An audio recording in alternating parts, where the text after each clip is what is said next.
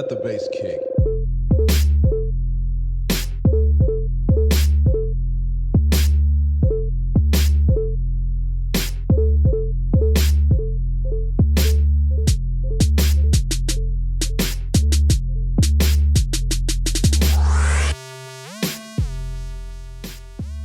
I know what you're talking about. What is that they call it? Virtue Being signaling. a human. Virtue signaling. That's what they call it now. Gotcha. Yeah, you're Mob mentality. trying to let everybody know what a sensitive and a person you are and how terrible you feel for it. Meanwhile, I'm gonna go to my rally after this, guys. Yeah. Yeah, we got rallies. Hey, what up, guys? What up? What up? What up? What up? Welcome back to The Last Cash. We'll just go ahead and do this. I know we already did it, but we'll do it now because for them it won't look like we did it, so we'll just do it. But We're gonna reverse everything. yeah, bring it back, scratch that, reverse it. Hey, welcome back to The Last Cash. It's episode 20. Thanks for joining us. Thanks for following the show. I'm Will. I'm Marcus. And I'm Jay, and this is the Where's your intro. Episode 19. You don't have no mic. Nobody heard Marcus. Nobody heard Marcus, but that's Marcus.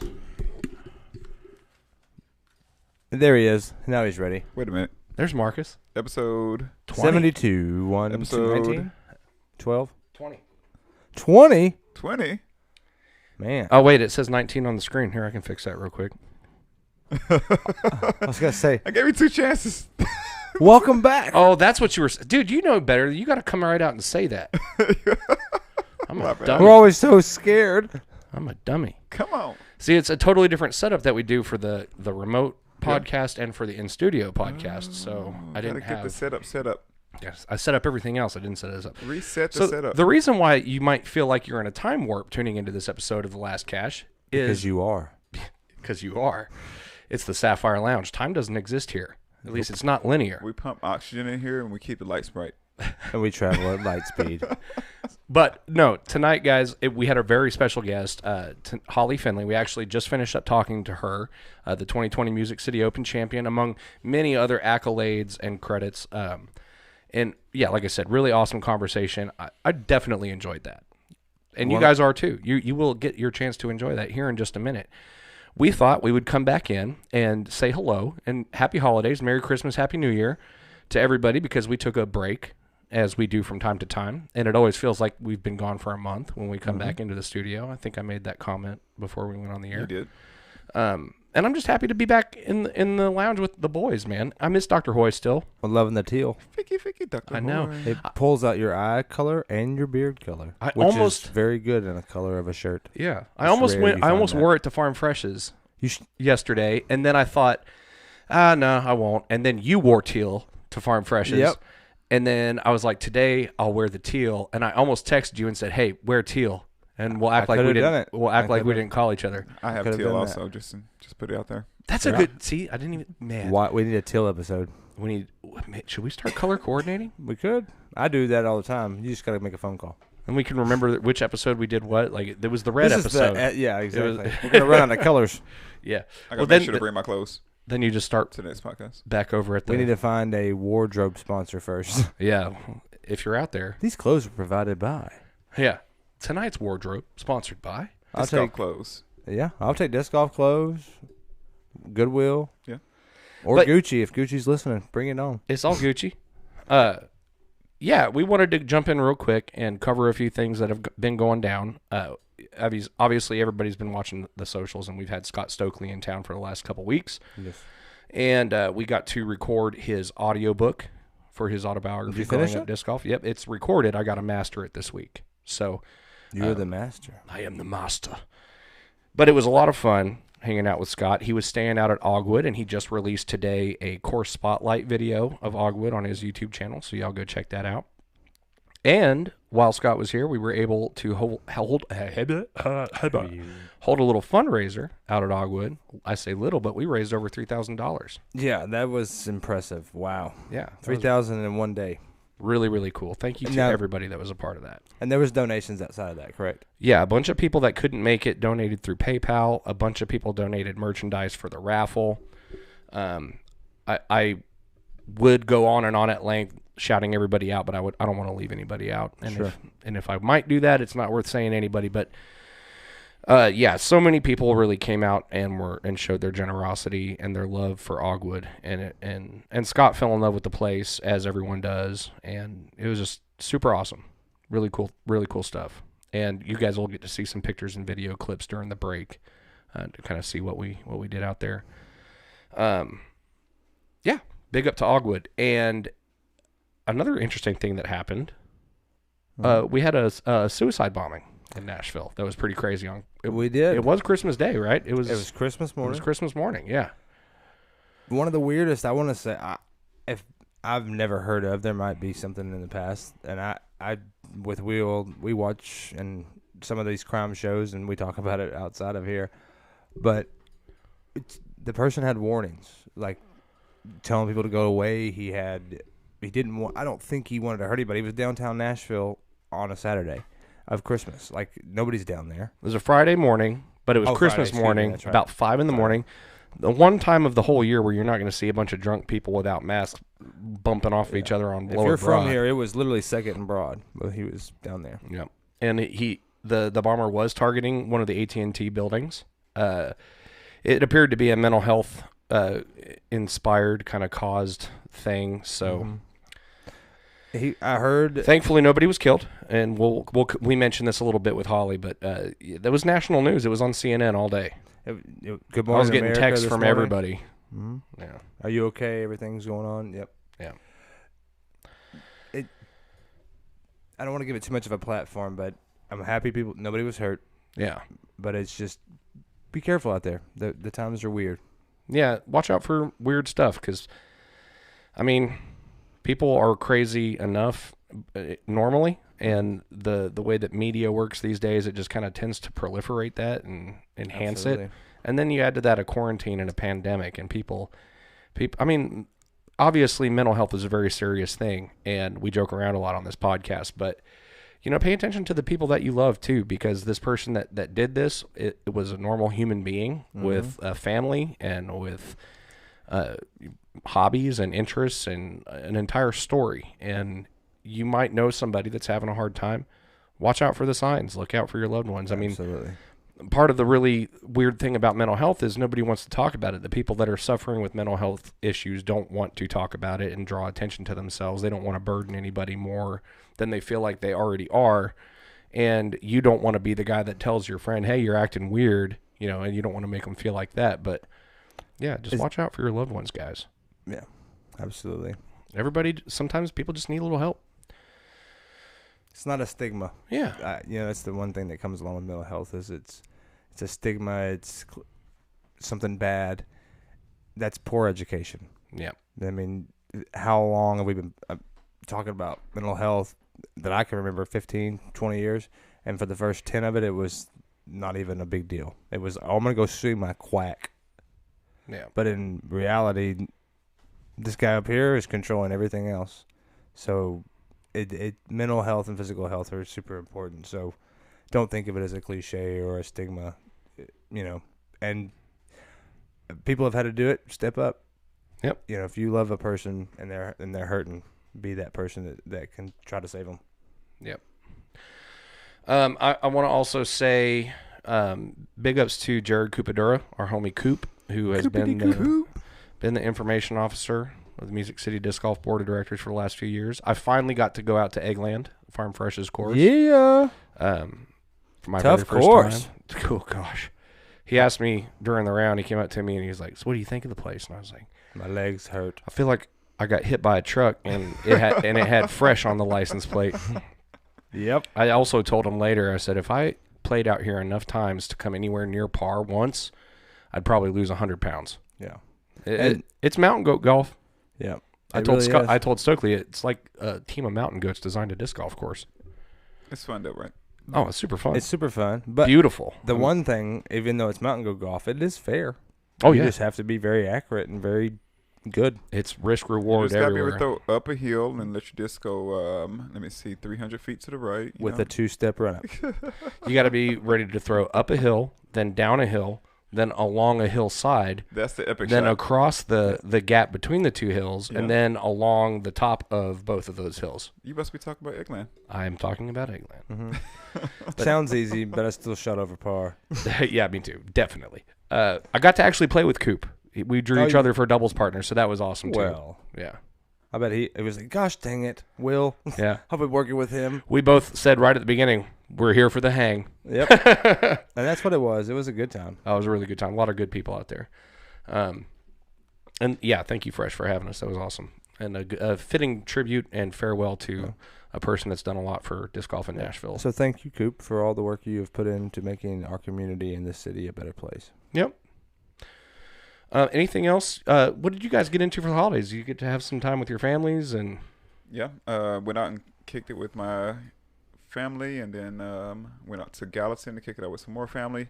Some It seems future like family? I started, the future family. Yes, I definitely started with the younger folks in the day, and then moved on to the older folks. It was like I go opposite there. heads up in the afternoon, taking some drinks, having a good time, going back and playing some Jeopardy and drinking some wine. I'll be out like a light. Oh God, dude! I was like, oh Lord, but I was actually answering questions, so I was like slightly entertained. Well, So it was actually fun. Did you tell me about the podcast?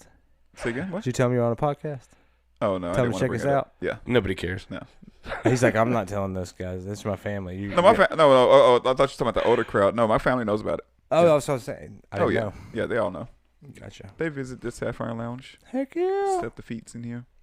I like to tell everybody about it. I'm just trying, even if you only watch once, that's one view we had. Need that for sure. every single one. Absolutely. Yep. And What'd you do for the holidays? You get anything I good? played video games for 2 days straight. Did you get a new one? Solid.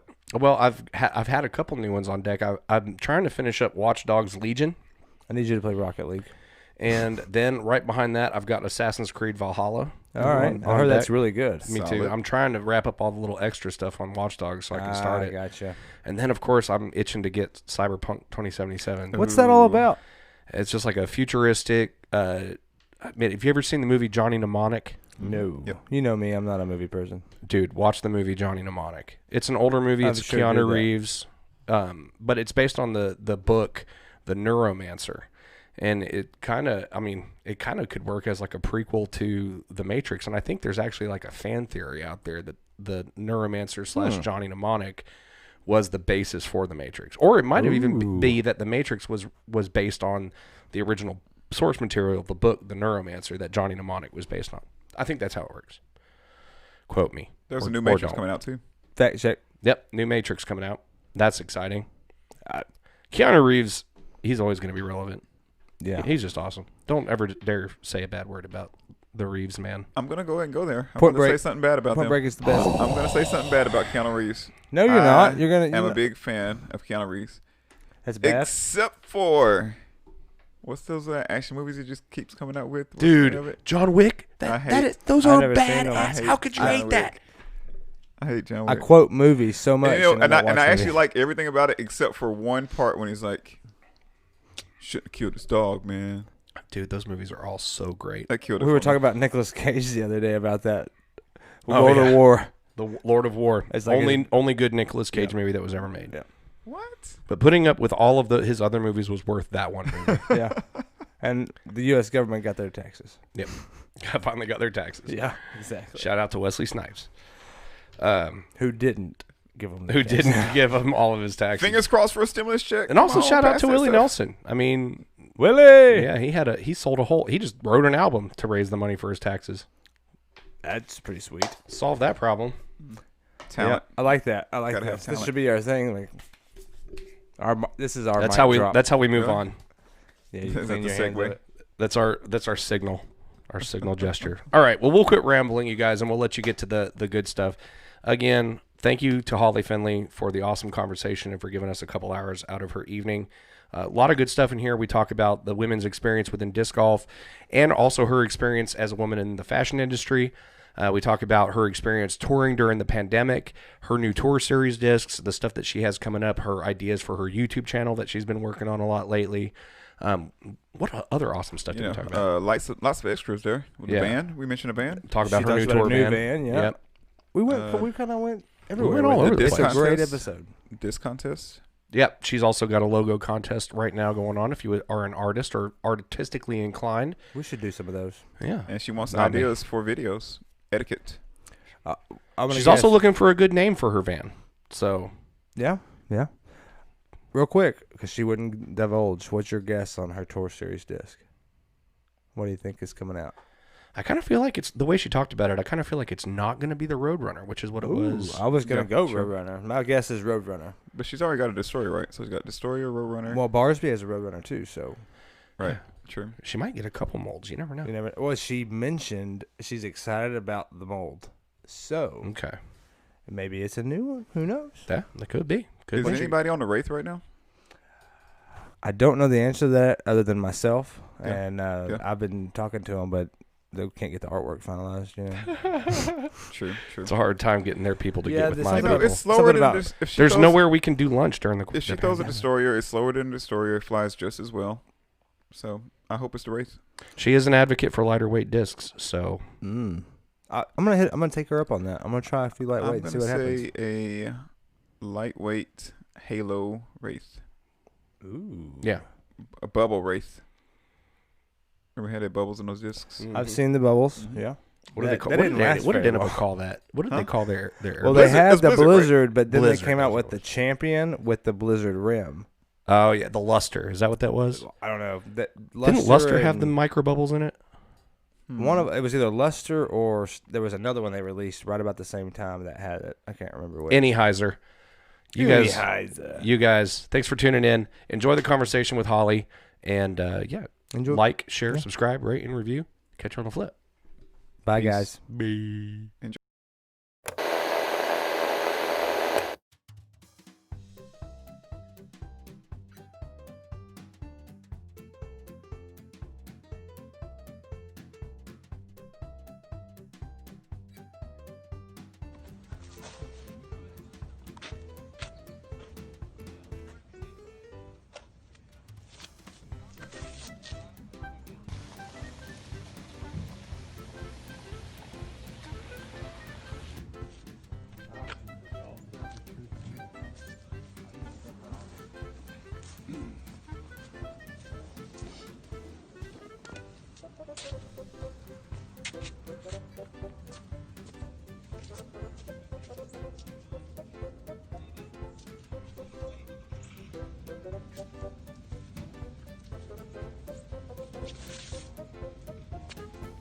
Going in.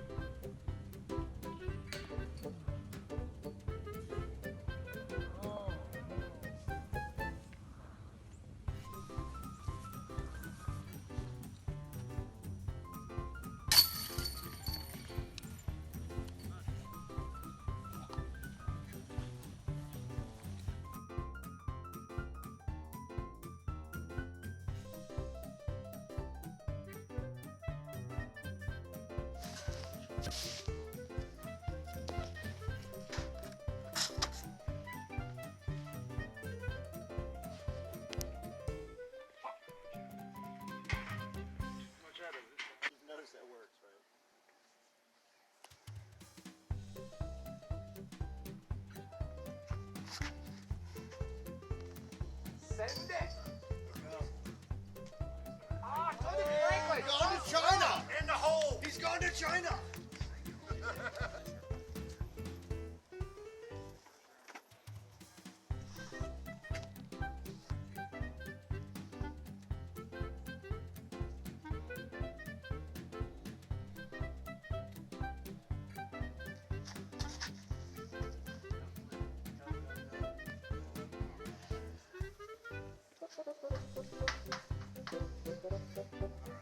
I'll do it even if you don't get it. All right.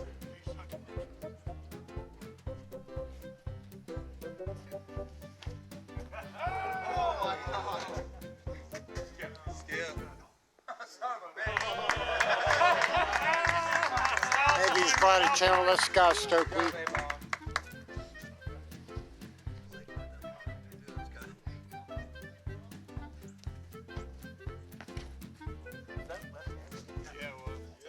He said my friend Turtle got tricks up his sleeve.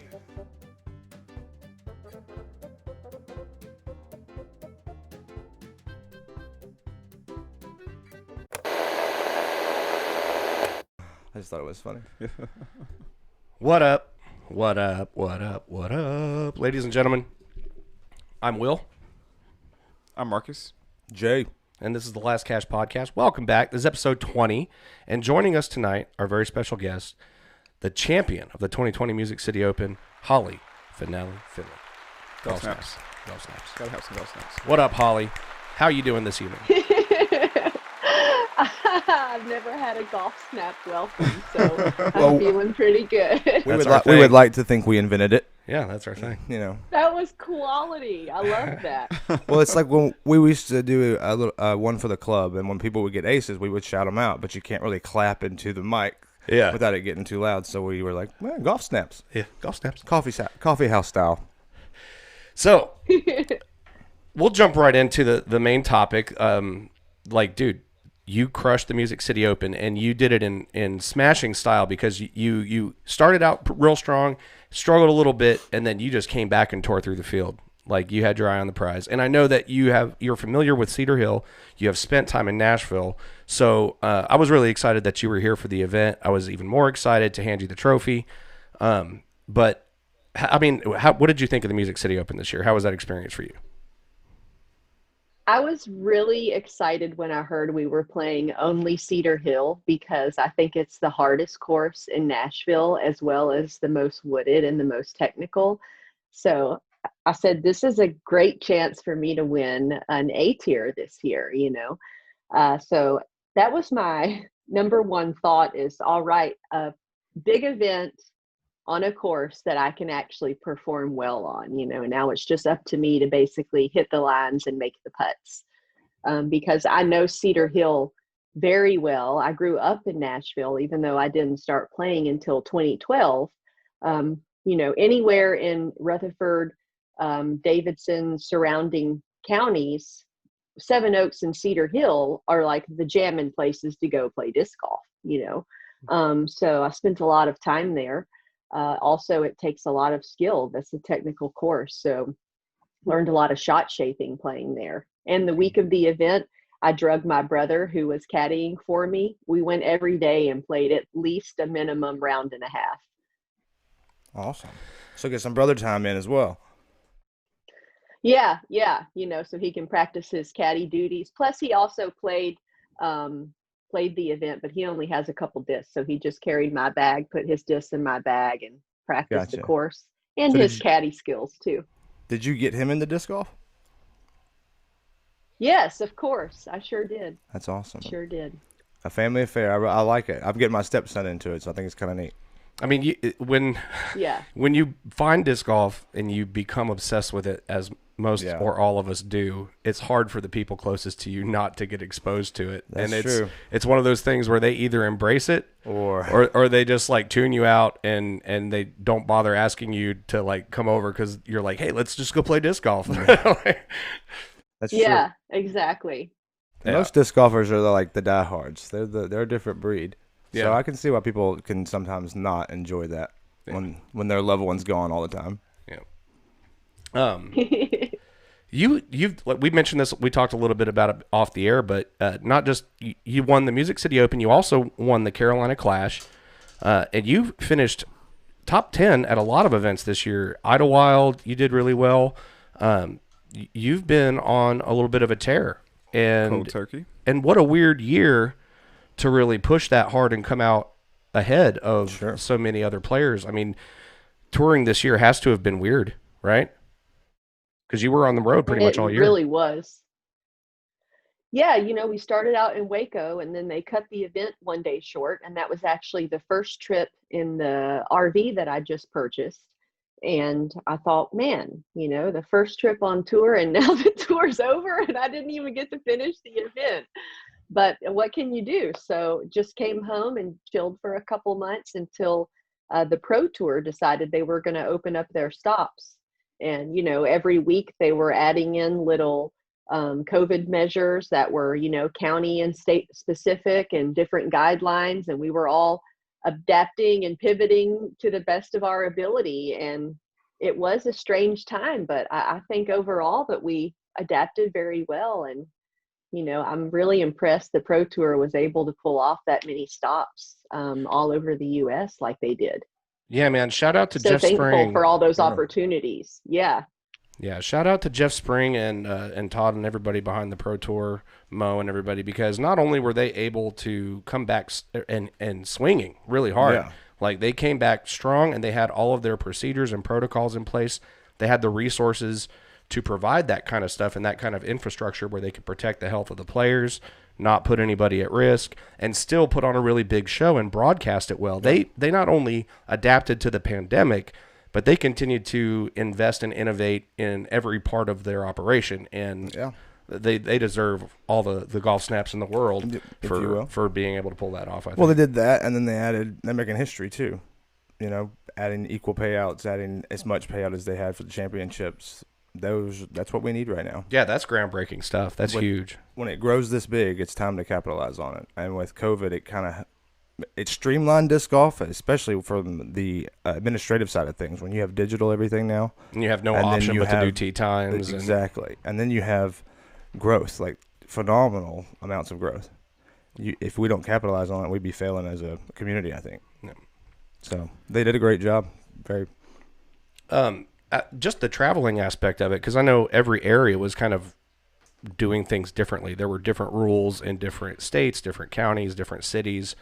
So did you have a big have like a lot of hassle planning your schedule or getting from tournament to tournament? Were there, I mean, I know like Vermont, they made you quarantine for a certain amount of time to even go there and play the tournament.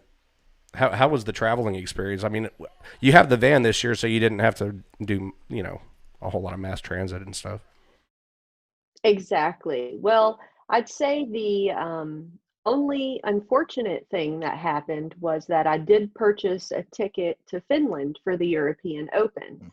And as with many tickets that you buy on sale, it was non-refundable. I only received a credit back to the airlines. And right now, that particular airline isn't even going to Finland yet, I think, last time I looked.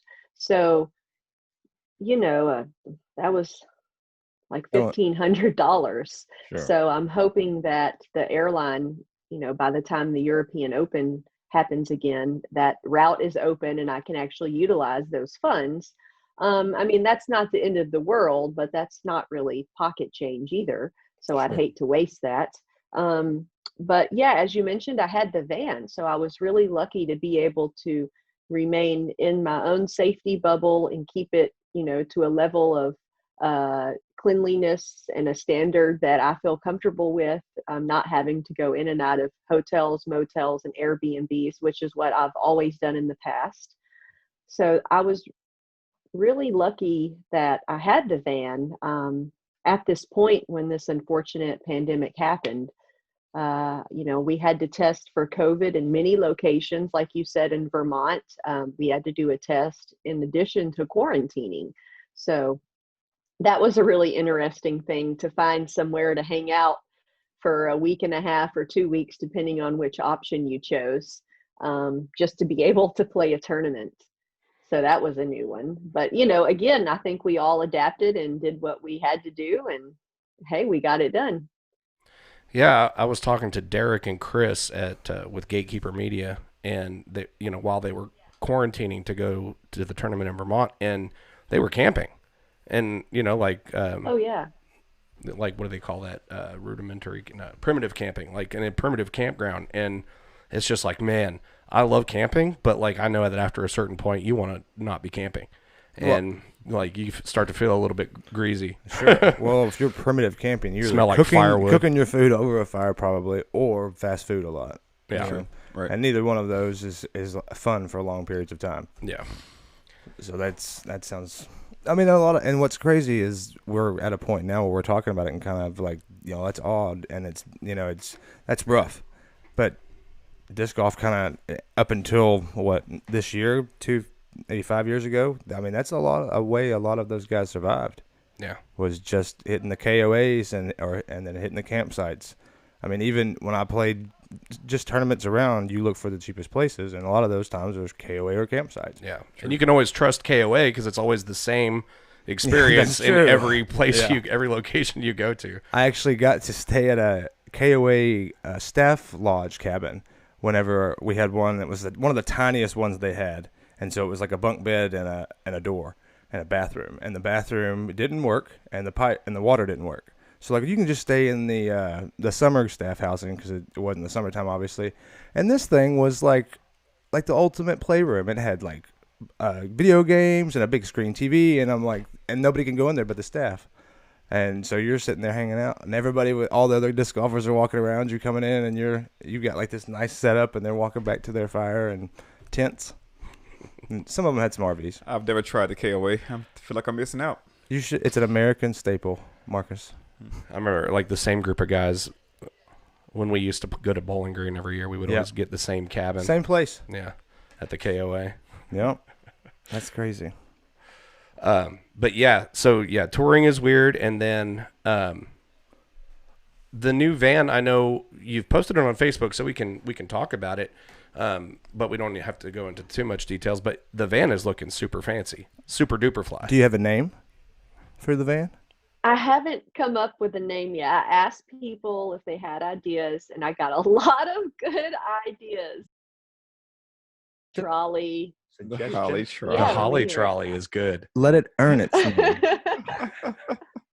Let her earn her name. It'll come around, and then something will happen, and it'll just pop in your head. That's the way it's always worked in any vehicle I have. No. And so then then it's like it fits, and you know what I mean.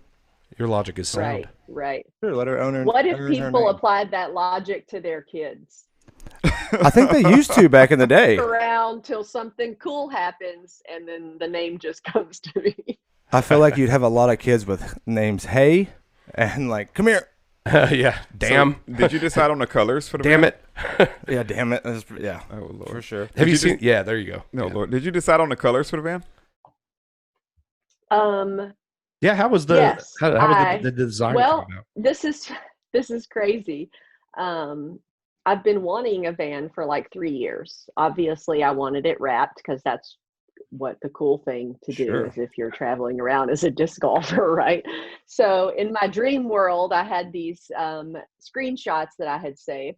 I found some other wrapped vans online, just kind of like a little muse board that I created.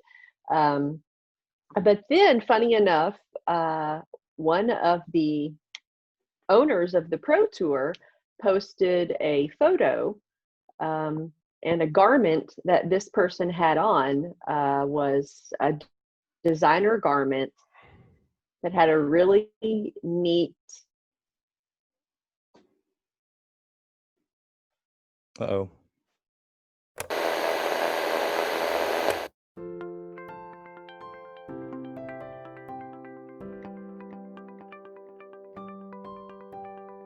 Looking for something dead straight with maybe some flip. Oh, Keep flipping. hit something. Such an easy thing to do, though. Get up there. Oh my gosh! Oh my gosh! Oh my gosh! I have chills. Wow. How cool! Okay. No way! Gosh, what a shot! That was perfect. That was amazing. Okay. And that's only a birdie. It feels like an eagle. Wow, Holly. Yeah, show it off.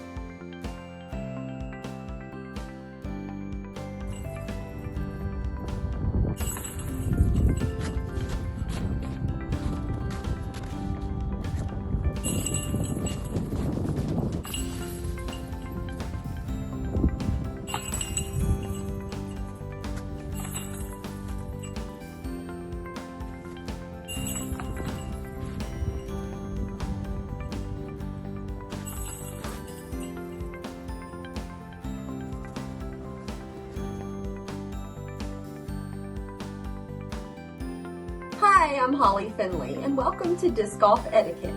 Today I'd like to talk to you about keeping it clean.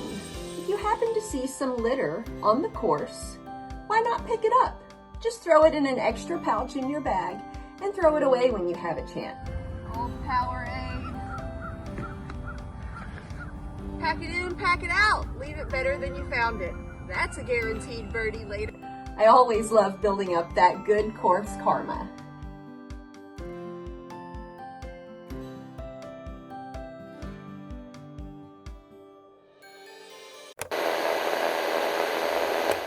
Color. All right. Yeah, we were talking about the van. Sorry for the audience.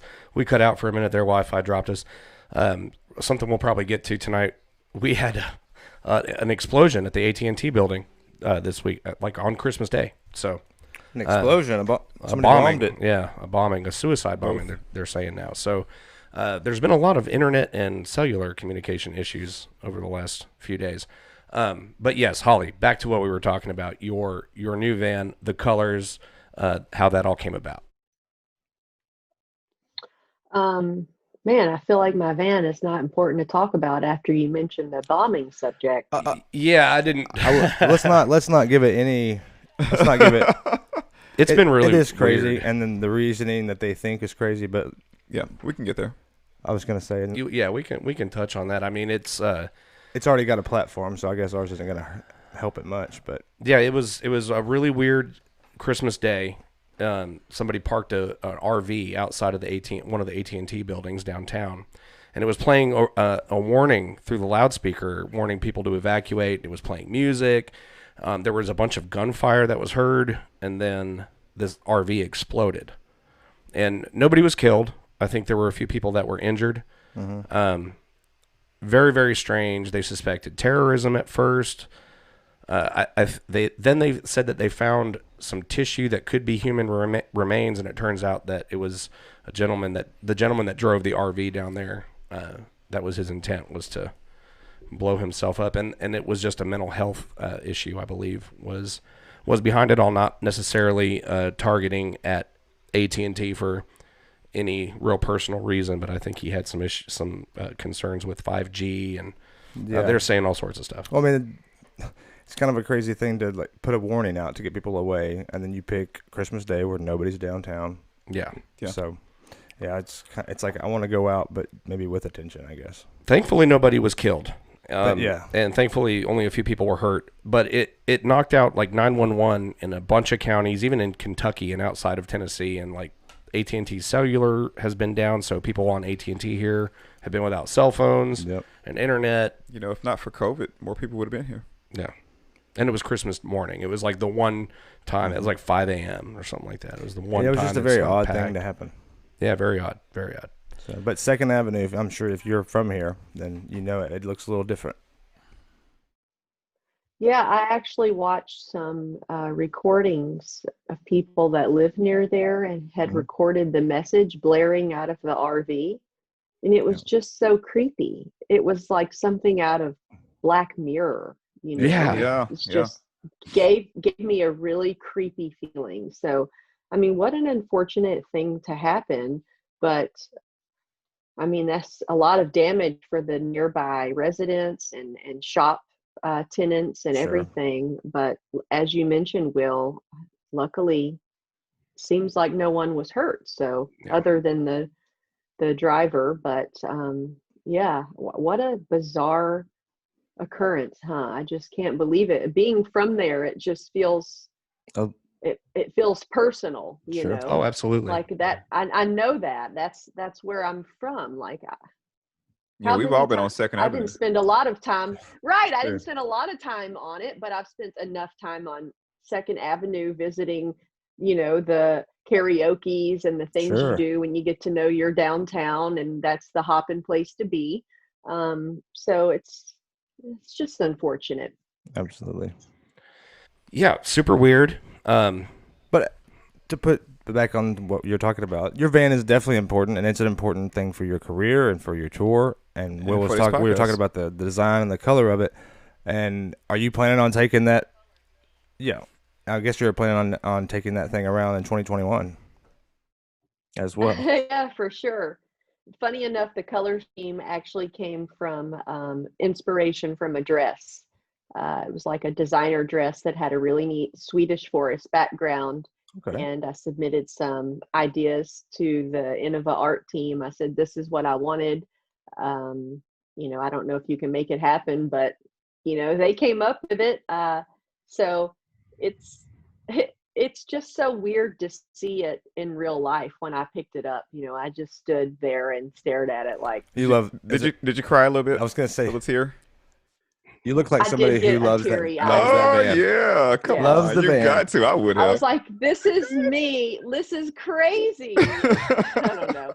It's and okay. then my first trip, taking it somewhere, a disc golf couple pulled up next to me, and I wasn't expecting it, and I look over and they're like, like waving like crazy, and they're like giving me all the cool things and like rock and roll. And then I saw the girl reach back and she like grabbed the disc from the back seat, and then they're like, so I Makes guess it all that worth was it my right there. first. Yeah, I was like, sweet, I better get used to this, because that's kind of how I feel when I see disc golf vehicles, I start beeping the horn. I'm like, hi, look at my disc. I do it if it's a disc golf sticker on their car. I'm like, hey. Oh yeah. Occasionally, I'm pretty sure it happens to these guys, but occasionally I'll be on a disc golf course and somebody be like, hey, what's up? I'm like, hey, yeah, you're the guy from the podcast, right? And I'm like, yeah. Yes, I am. Cool, man. Way to go last week. It sounded really good. I'm like, who are you again? And thank you very much. And can I give you a shout out? Didn't somebody, I really like it. It's really nice. Didn't somebody pick you out on the course because of your voice? Like they it was recognized a guy your voice named Ryan. from the coverage? Yeah, it was a guy named Ryan. We were playing at Cedar Hill. I was like, dude, I know that voice. I'm like, do you really? It's like it's not a better or a worse. I'm putting on an even playing field, but it's distinctive, like a Rodney voice. Yeah. Rodney's voice is very distinctive. Oh my goodness. And you can hear that thing from across the, I'll take it as a compliment. From 18. Yeah, right. Yeah, he let somebody let Marcus play through, and he was hollering at the group he was trying to join, and they were like, okay, I know that voice. Mm-hmm. So what? So hollering at him. Yeah, we do a little bit of hollering on this show, I guess. Just a little bit. So you do other things as well, are you? And I believe that being from here, we kind of, I guess, maybe have more information than other places or not. But I believe that you did modeling as well, or are you still doing that? Still very much a model. Yeah, you have a dual career. As many people that are still professional disc golf, even though it's growing, a lot of people do hold down a full-time job. Yours is not the most common. Nor is her. The dual career. Sure. You got to be like the only one. Well, that's what makes me curious. Is like when you're looking at model and you're looking at disc golf, what made you choose disc golf to pursue on a full-time? It seems like a full-time basis. Yeah, disc golf is something that everybody, I think, just kind of falls into. Was modeling like your chosen career, something you pursued and what really wanted to get into? No, absolutely not. I never wanted to do any of that crap. I was a tomboy. I want to play sports. No, that wasn't my jam at all. But one time, in my teens, I went to church every Sunday. I grew up with my grandparents, and my grandma just loved the church family. So we were there Sunday morning, Sunday night, Wednesday night for church supper. We did the Bible study. So we did it all. Well, one day I was at the Hickory Hollow Mall in my Sunday best.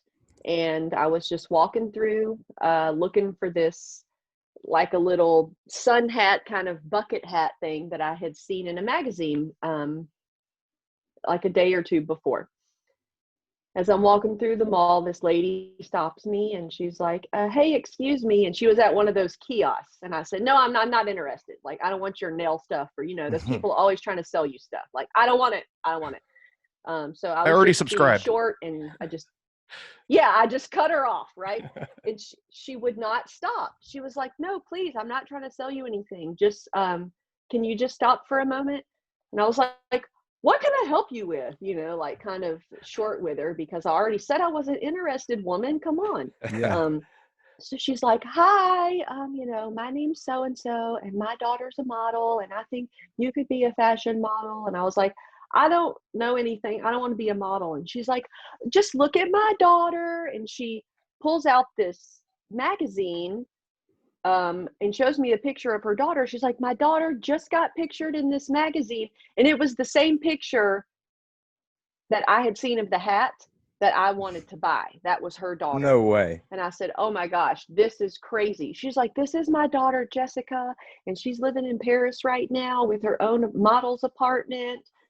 And I was like, okay, I mean, you threw the, yeah, you name drop Paris. I might be a lawyer. Name dropping a little bit, right? Dropping those names on you. Yeah, you ever been to Paris before? You got a business card? That's a big word. That's a big word. So, yeah, exactly. So, of course, you know, my antennas perked up. And I said, okay, yeah, do you have a card or something? And she's like, oh, well, I don't actually do any of it. I'm just her mom. But her model manager is in Nashville. Here's a card for her. Why don't you call her? Wow. So that's really how I fell into it, you know, and then I just called up this woman and started doing local jobs. And funny enough, there's not a lot of famous work in Nashville at that time, other than all the country music videos. But oftentimes they want you to work for free. They have no budget, and you're there for 20 hours a day.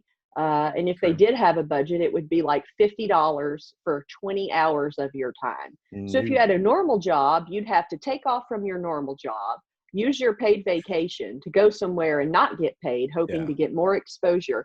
But anyone in the creative industry, musicians, artists, they all know this road of doing things for the love, to get your name and brand out there before you actually start making what you think you're worth. I mean, anybody knows that road if you're in the creative anything. So, man, I just kept going in Nashville. And funny enough, one of our biggest clients was Eddie George. When he signed with the Titans, he was doing a lot of stuff. He was doing his own clothing line. He had like a co-branding thing with Nike. He opened up his grill. He was always doing fashion shows and inviting a lot of his famous football friends to be in the show. And I would tell my friends, like, I just list them off. They'd be like, oh my God, you met one. I'm like, I don't even know who this is. Like, I don't even know what that name means. I don't know why you're so excited. So apparently back in the day, you know, I did fashion shows with a lot of famous NFL athletes. And at the time I didn't really, you know, their stardom wasn't important to me because I wasn't, you know, like a super football fan. So has that I just changed did that. now? I just did that for, you know, I've gotten a little more into it now that I've gotten to a few Lambeau games and suffered through negative temperatures for multiple hours to watch Hail Marys being caught in my face. So that's awesome. Yeah, you know, it grows on you. It's hard to be at Lambeau and be in Wisconsin and not feel the enthusiasm and the team spirit that people have here. It's just so thick. It just like falls on you. Like you don't want to feel it, but too bad you're going to. You're going to. You know, like you may not be a Packers fan, but once you get here, you're probably going to turn into one. Yeah. Cheese here. What's your favorite cheese? The first mini random random fun question. I didn't mean to cut you off there. Manchego. Ooh, Manchego. Manchego. I've never even heard of that. I'm a Munster man myself. I like some I don't know what the brand is, but it's a caved aged Gruyere. I like a soft brie. I don't know, man. I got it once, or my Malcolm got it once. The long-haired hippie guy at my wedding. He got it once, and he made me try it, and he got it from the Kroger craft cheese section. So I know that for a little slice of it, it's like $14, but it is delicious. Both of y'all fancy. I like brie. Brie's fancy. You call me fancy. Brie's super fancy. I know, right? It's good too. It's hard on the outside and delicious on the inside. There you go. You know, you had mentioned like waiting for 20 hours to do a photo shoot, or is that how it was working? Yeah. Music video. Music video. Okay, yeah, I've done a couple commercials for Bart Durham. Bart Durham. Have you? Hey, she knows. I've done a Bart Durham commercial. Yeah, no way. Look, I'm giving you a high five right now. Yes. Look, high five right now. Yes. Will, we get a holler at Bart, bro. Yeah, dude, we need to get Bart Durham on the podcast. I've never sat around for so long in my life waiting to do exactly 15 to 30 minutes worth of work. I'm like, oh goodness, please. Seriously? I can't even remember, but that the pay was like minimal on that thing too. Oh yeah. You know, I just remember thinking like this is it's a resume builder. The Sure, fact sure. of the matter is, in Nashville, and I'd say the modeling industry as a whole, there's no industry standard rate. These new agencies come in and they say, hey, you can have all of our talent at half the cost of this agency that's been around for 20 years. And people want to save money. And if they're only looking for a nice looking blonde and, decent looking couple of brunette dudes, I mean, that's not hard to find, right? I mean, that is not very unique. A blonde and 4 brunettes, that's all they're really looking for. So it's like, I don't know. It's just weird. I wish people had more of like a price standard so that, again, if people who are working 20 hours, there's no regulations on that, so it's like, it just doesn't seem right when you break it down. No, I mean, the way you Ask describe us, this, they're I prefer breaking they it. worded it. Yeah.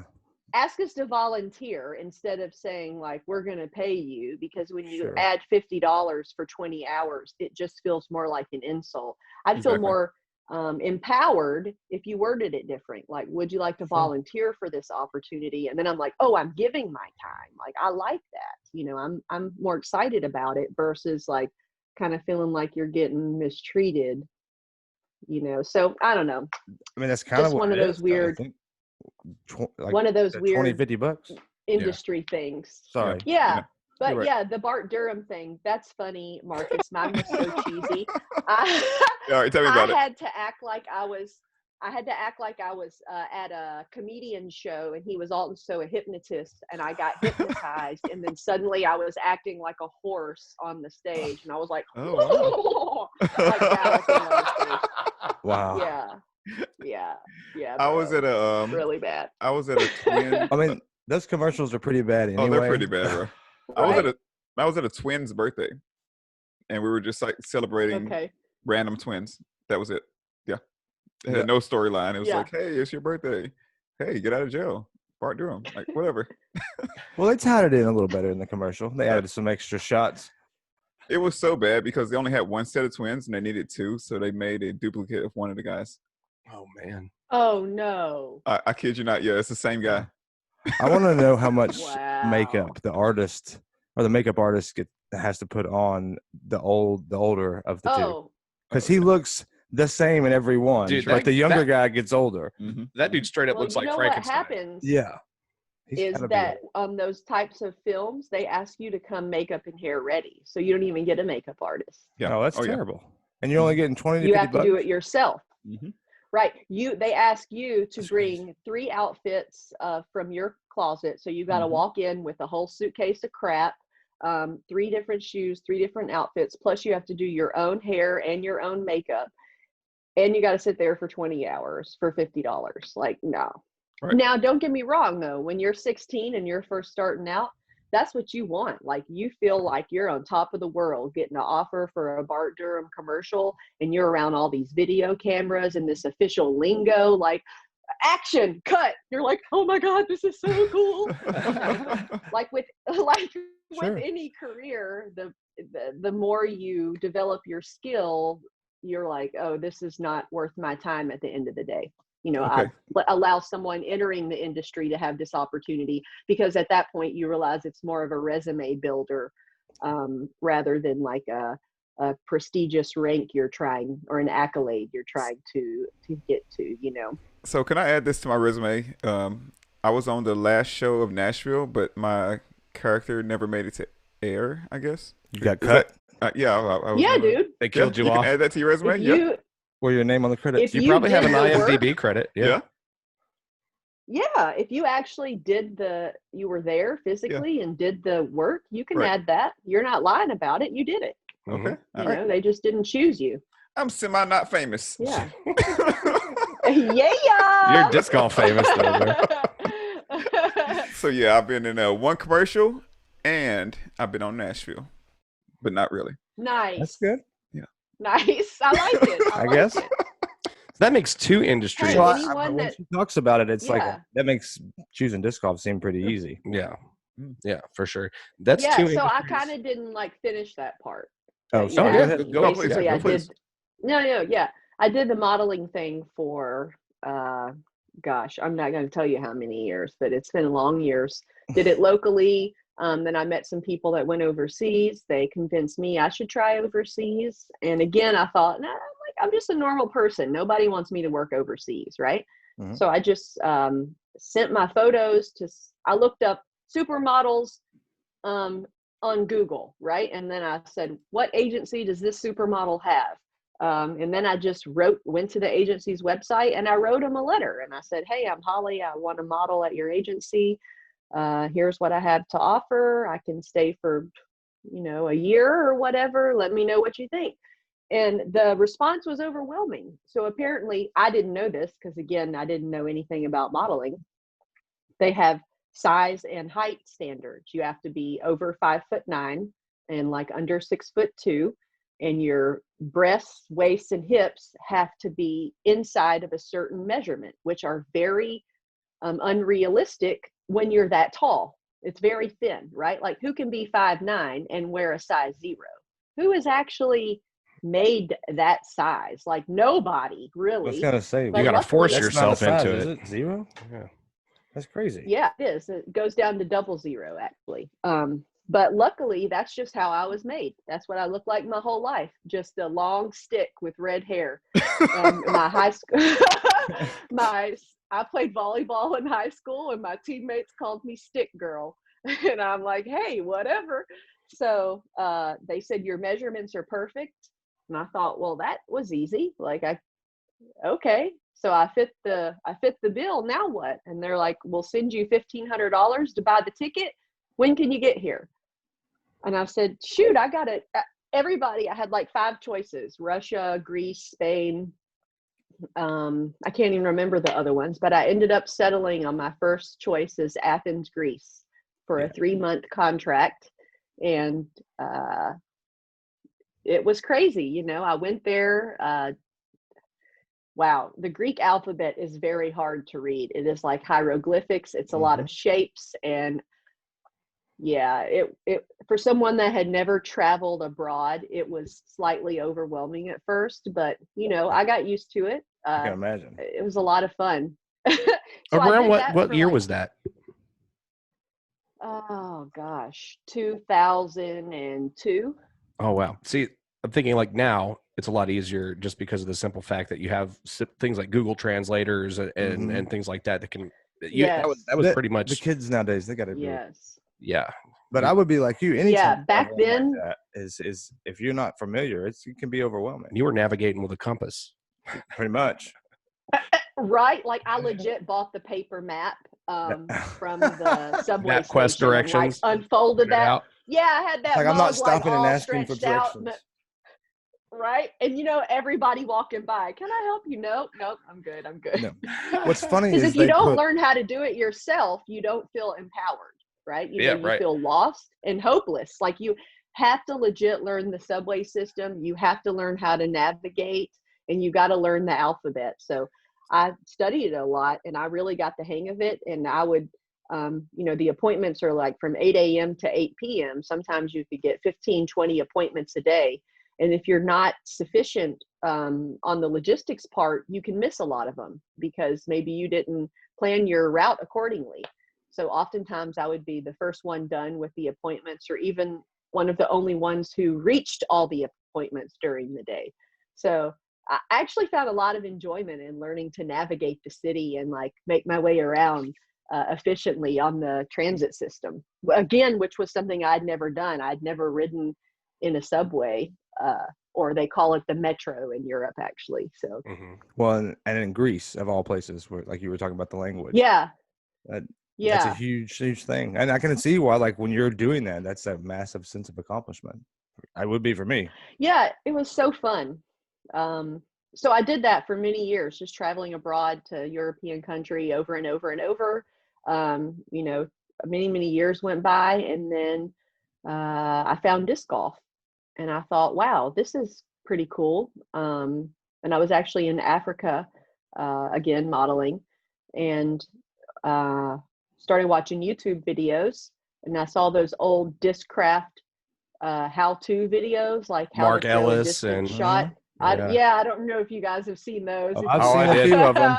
Oh yeah. Yeah, so I watched a bunch of those and tried to practice as best I could, and realized there was a world championships, and I thought, oh my gosh, I could be a world champion at disc golf. Well, that's what I want to do. That's it. That was the goal instantly. So I thought I'll just keep playing and getting better until I can actually win this title, which would sort of like cap off that you were the best for a certain time. Sure. So that's kind of really what I've been working towards since I started. And I still do model. I've done a couple jobs since I've gotten back off tour, but in theory, kind of looping back to what we were saying earlier, now I calculate everything. I'm like, how long is it going to take me to drive there? Is this worth my time, especially mentally and emotionally? Because in the modeling part, a lot of times people are just hurling verbal diarrhea at you left and right.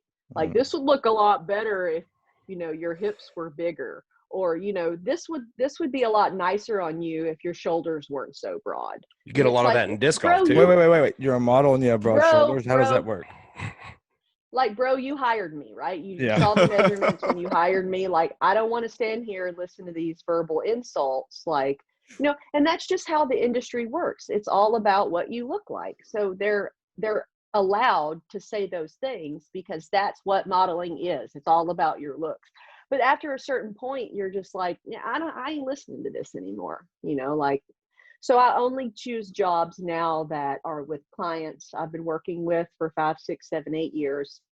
They give you appropriate water and bathroom breaks. They provide you lunch. You get treated respectfully while you're there. People aren't pushing and pinching on you. A lot of times people are just,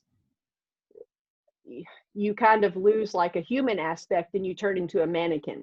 People are like, come over to fill the shirt. They're pinching you every time they grab the material. They're pinning stuff on you. They're poking your skin with the pin.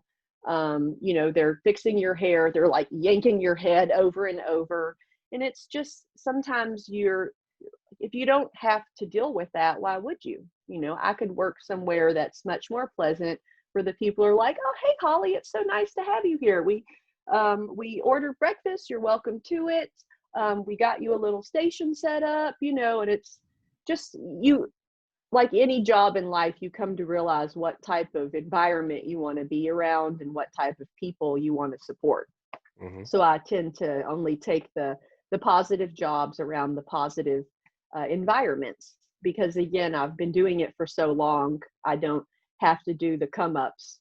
Like, I probably would not accept a Bar Durham commercial now. Yeah. As you can clearly see, I've done it in the past, because, you got to work your way to that level. Everybody's got to climb the ladder. You don't just get to leap to the top. So in that industry where I feel like, obviously there's a mix of men and women, but with the movements going on today, not just in our sport, but just in the world, do you think that still exists on those come up when you're talking about the way you were treated? Like that, to me, I wanted to like clap for you after you said that, because it's like you chose to, I'm going to not do these jobs because they're treating me like not a person. Yeah. And so. I did. Like, I haven't even gone into the disgusting part of it. Oh, I can't even imagine in that industry. Yes. I was trying to, I was going to bring it into respect their game, but that was a Skinner segue. Yeah. But I'm just curious, when you're talking about, that's part of the industry. And I feel like when I think model, I do think a female. That's probably because I'm a guy. But there's a lot of dude models out there too. And if y'all are being treated that way, I can't even imagine what dudes are being treated like, and I don't even care what he's treated like. Yeah. Like, but at the same time, when you're saying that's part of the industry and that's the come ups, like we're dealing with this in the real world. And it's like, to me, that's a female driven career. And people in that industry are treating you that way, just like anywhere else. And I feel that just blows my mind. So like, I want to applaud you for like standing up and saying, I'm not taking jobs that people treat me like this. Mm-hmm. Why were you? Well, thank you. Sure. But why is that a come up? Why is that you have to go through that to get to a certain point? Yeah, and I imagine that it almost feels like a hazing of sorts. Yeah, and then do you think that's changed with the movement and the mind change, or hopefully the mindset of Americans, Do you think that's changed? Yeah, your nowadays? grind and your come up was before the Me Too movement and absolutely. before this became a main topic of discussion in the media as far as how women are being treated in the entertainment industry. So I'm sure you've got a plethora of firsthand experience with that, and that Mm-hmm. I mean, and yeah, segueing, that was trying to tie into, if you went through that modeling, Lord knows every one of us, any female friend that any of us have, they have a story from the disc golf too. oh yeah. And so I was going to tie that into the whole movement in disc golf too. Sorry, I didn't do it the first time. The second time's a little That was different. I was going to touch on the disparity or the difference in the two kind of circles, because I almost feel like I want to hear what you think about like the Respect Her Game campaign and the Diversified Disc Golf campaign and the BIPOC statement from the PDJ and how this has become a topic of discussion within the disc golf world. But at a certain point, I imagine it's got to feel kind of almost, and I don't want to paint you into a box, but it's got to be almost laughable compared to some of the stuff that you must have experienced in the fashion industry, being that you were involved in it for such a long time. Yeah, what really opened my eyes was, I'd say my second year into modeling abroad. I was in Milan, Italy, and some models, the agencies bring girls from all over the world, countries that I didn't even remember learning in school. I'm like, you are from what again? Like things I didn't remember learning that country's name. But the girls were coming over at like 14 and 15 with no chaperone. They would show up. They didn't know how to cook. They didn't know how to do like basic life things I feel like someone should know living alone. And I just realized that, I was 20 and these girls were showing up at 14. I was like, man, this is a different life for them. And a lot of these girls were coming over so they could send money back to their family. Like as a whole, they were working for their entire family. Brazilians, girls from Lithuania, some Russian girls. I met girls that were there like month 8, and they said, my agency has taken my passport. I'm not allowed to leave until I work off this debt. I was only supposed to be here for 90 days. And I just thought like, wow, this industry is scary, because at the end of the day, there's no one looking out for me. I mean, yeah, I had that woman in Nashville, but what the heck is she going to do when I'm in Athens, Greece? She doesn't have any power over there. Like, what is her magic phone call going to fix it all? No. Nobody even knows who she is. So, I really learned to like get smart real quick, asking and talking to the models around. Also, I told you earlier, I grew up with my grandma, and we had a strong faith growing up. So it really helped me set like a moral standard on accepting my jobs. I would get a lot of offers for things that are normal in the fashion industry, where you would be nude, or doing something very sexual in nature. And I would have to think to myself, like, what would my granny think of this?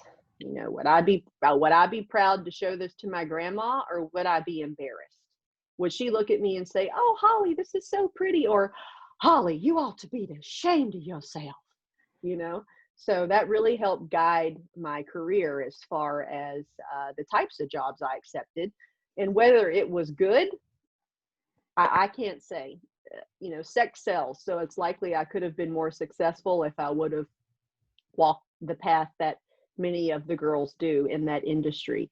So, I just tried to. Is there a big disparity in terms of like compensation or even just like a resume building, if you're clearly taking that stance on, these are the jobs that I don't do. Did you feel like that eliminated you from consideration for a lot of things? Did you feel like that was a hurdle that you had to get over in any kind of way? I'd say yes, that definitely limited my opportunities. because especially overseas in Europe, things are, all marketing is very sexual, and oftentimes it involves a lot of nudity. It's very different from American television and such. So it was just normal that you felt like 1 in 5 jobs, you'd probably be partial nudity. So it's just like what you come to expect, you know, you get 15 opportunities a day, 15 castings a day, and, you know, 5 to 7 of them involve partial nudity. So, you know, it's like, you really have to decide like where your morals are, like what type of, can you sleep at night?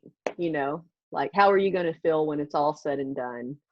You know, if this comes out later in life, would you want people to see it? You know, so I really had to think about those things before I accepted each job. And yeah, I think it probably did limit my opportunities.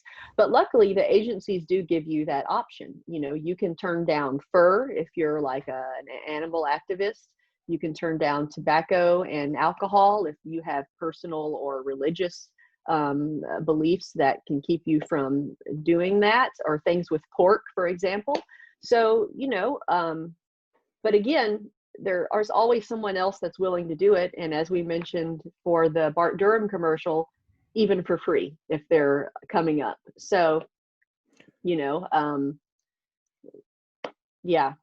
Well, so it's been an interesting road.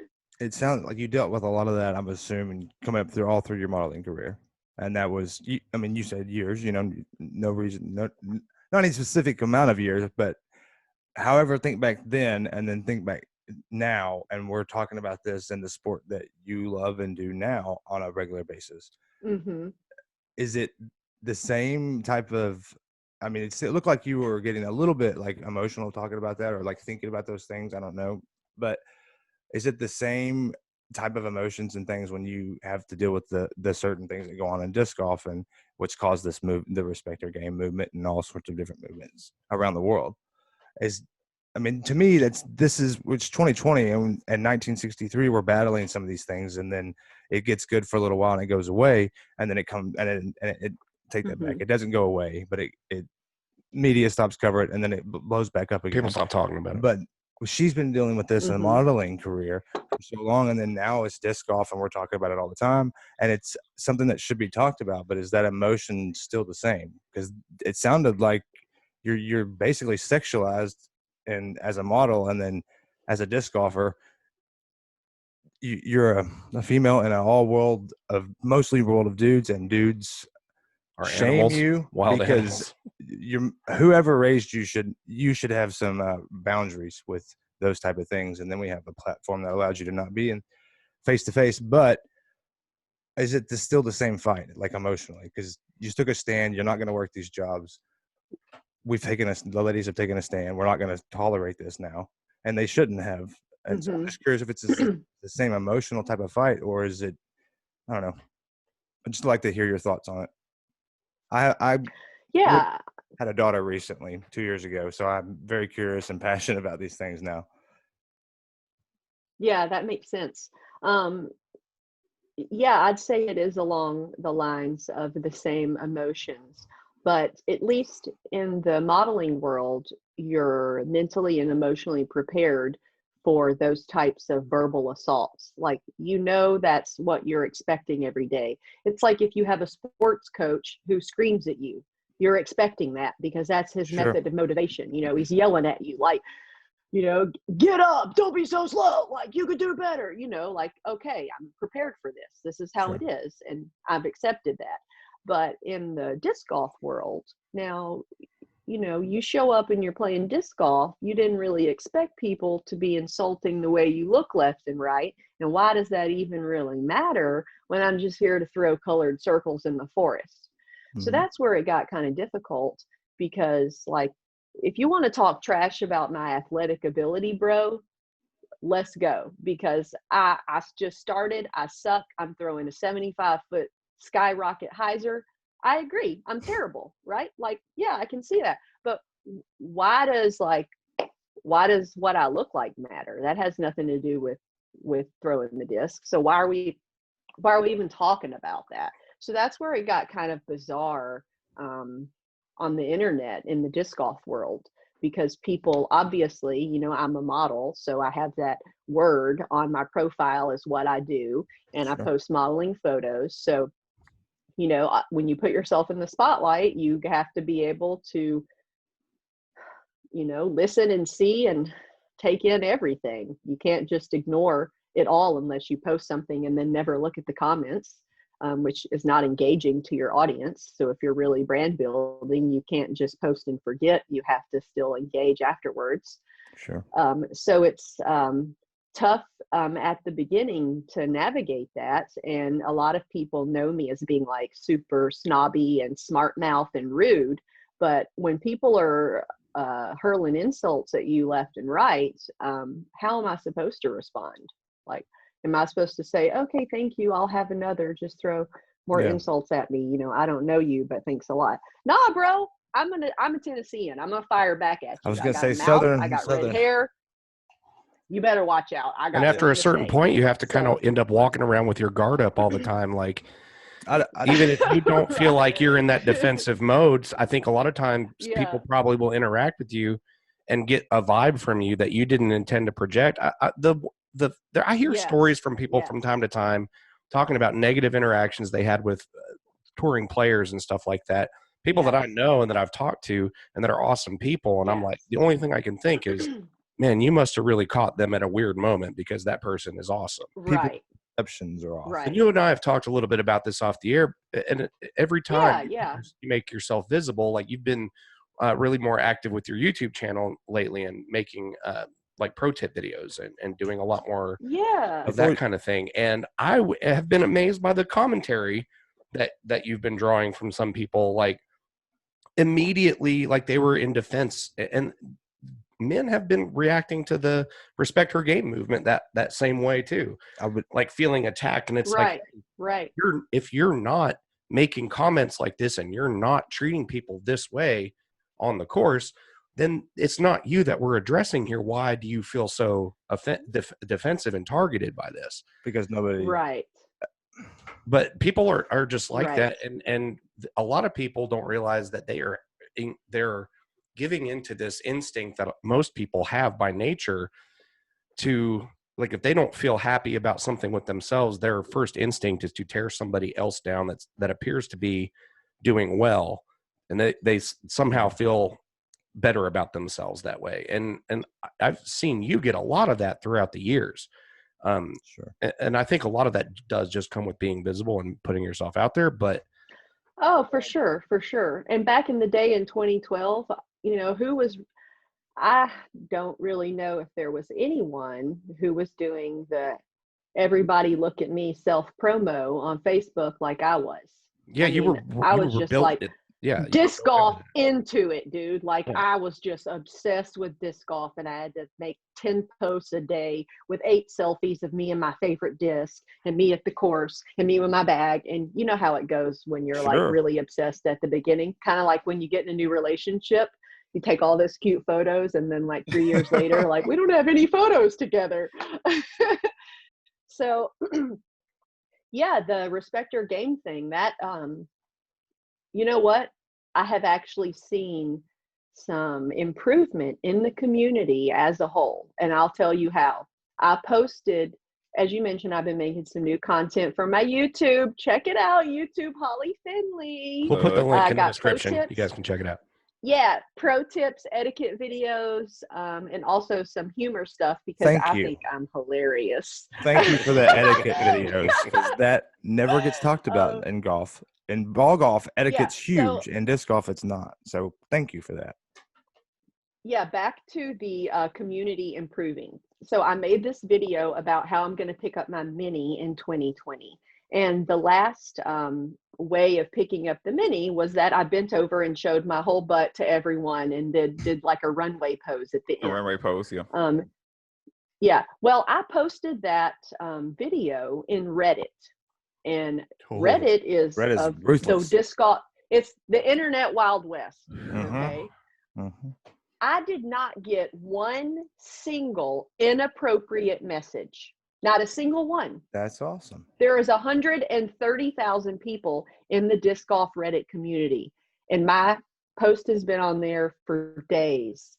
and I have not gotten a single inappropriate message. I even had the mods reach out and say, hey, I'm sure you got a lot of really nasty stuff after your post, and we're not putting up with any of that. So all you got to do is let us know. We'll block the people. We'll censor them. We'll remove the comments. Just tell us. We'll take care of it. And I said, you know what, guys? I don't have anything for you to take care of. So believe it or not, I have seen an improvement in general of people expressing their opinions. I think also people realize that, you know, they can have a little tact when they say things. Like if you see a girl in a cool disc golf outfit, you can say that. I like your disc golf outfit. You don't have to say your ass looks sweet in that short ass skirt. Like, you know, there's a proper way to convey like your feelings on it and be respectful. And that's really what it comes down to, you know. And if it has anything to do with her size, you don't need to mention that. Just keep it something like her clothes, her shoes. I like that your hat matches your discs. That is so dope. You know, just try not to make it too personal where someone could feel attacked, because a lot of people don't even like compliments at all, you know. Yeah. But like, I like your shirt. It matches your disc. You always have everything pink. That, I mean, I personally would be fine with some type of compliment along that. And I feel like most people have common sense. They know when it goes down the dark road. Sure. You can feel it. You can sense it, you know, like, okay, you've taken that a little too far, brother. Let's rewind here. So I'm really impressed. I think the movement has impacted people. It's taught them better ways to express themselves and behave online, even in our tiny community, which is great, because a lot of the women quit because they feel that certain way at the course. They feel that certain way when they go to dubs. Yes, they wore leggings, and yes, you can see their butt cheeks, but do they want everyone staring at them and talking about it where they can hear it? No, they don't. And that's the difference in it, you know? So it's just like learning how to act, man. Just act right. Don't be a fool when you get around a lady, and just be respectful. Like, it's not really that hard, you know, unless she's your girl, keep the snarky, nasty comments to yourself. If she's your girl, you better be respectful. Yeah. You know what I mean? Yeah, I mean, but you know, some ladies, I mean, maybe you got a little inside joke with your girl or something, and you do that in the car. But like in general, yeah. So that's something that I've pointed out. Is that what you say when you're not even speaking to a woman? If you're standing with, you know, be aware that you're standing within close proximity of a woman, and don't be like talking loud and laughing at locker room humor. Like, I mean, like, you're in public. I know it's the disc golf course and everybody goes there to escape, but human decency doesn't go out the window just because we're right. I mean, and most of us are guilty of it. I've definitely dropped some some swears turned around, and there's kids and their family, and I still do it every once in a while, and I feel like shit about it. But I feel like the thing I did with that family, though, I apologized. Yeah, you own your mistake and apologize, and you learn from it. Right. Don't have to be defensive about it. You know? Sure. Yeah. It's good to hear that's already started to make a change. Yeah, that's encouraging. It's a wonderful thing to hear. Yeah. And when it comes down to it, people go ahead. Go ahead. Another really, which can be toxic environment, is the disc golf humor pages. They have a censored and an uncensored. And I have gotten into many not so good discourses on that page. But again, I've been posting some of my YouTube content in there because it is a big audience. And I'm trying to make some humor stuff because, again, I think I'm so funny. So far tonight, you have to. I'm finding you. Yeah, I think you're hilarious. Again, the majority, I'd say 99% of the comments in there have been appropriate and respectful. That's surprising. So I unfollowed that page long. I know. Well, it's like know. It's like the I've Murder Mike guy actually too. joined it and left it and joined it again because, again, it can be such a toxic environment. But yeah, with like 30,000 members, hey, you know, it's a nice localized area to show some content if you're making some. Well, And the I point- did expect some lashback, because when you post something in the uncensored humor page, I mean, you basically said, throw it at me, right? Sure. Like, I'm here to take it all. Absolutely. And I didn't get any. So it's still kind of surprised that the movement, it's really impacted people. I can see it as a whole, just from these social experiences and experiments that I've been doing. Sure. Well, you mentioned it because it's a large group, right? So Yeah. that large group, when you talk about it being a little bit toxic, I've seen people those posts, and like, there's a certain person who believes some of that stuff, which I think Mm-hmm. sometimes makes me wonder why are those groups allowed to exist when we have people who think the earth's flat or believe those type of things. And the reason why I say that is because you mentioned something about people mentioned you being a snob. I actually had heard that Mm-hmm. before, and Mm-hmm. I was doing TD stuff one of the days you were out doing Meet the Fans with William Rick, the thing that you did out at Cedar Hill. The play with the pro? Yeah. And The play with the pro? That was sure. so cool. Well, I had heard people had said that. I'd never met you personally, but I'd heard that rumor. I'd heard that rumor about Katrina and a lot of different people, and Mm-hmm. just working and back and forth. You talking to the people that were there, none of that was true. And I even thought to my head, I was like, 'cause when I saw you, I was like, I've heard that she's not very nice. But then the Mm-hmm. whole interaction, the whole tournament, that was not true at all. But Mm-hmm. even just me hearing it, that was my first thought. I didn't know you, didn't believe it, didn't have anything to do with Sure. it. First thought. And so when you have Yeah. those groups, like I've heard people talk about the Adderall situation or people taking Adderall and the pros. Well, how the heck, you know what I mean? People believe that stuff, but how do you know? Mm-hmm. And like I was, I heard it from someone who heard it from this person. sure. And it's just like, but that's Oh, there right. to read, and then it's in your head, just like somebody said Mhm. that about different people. Mm. And I didn't think anything about it, but that was the first thing I thought.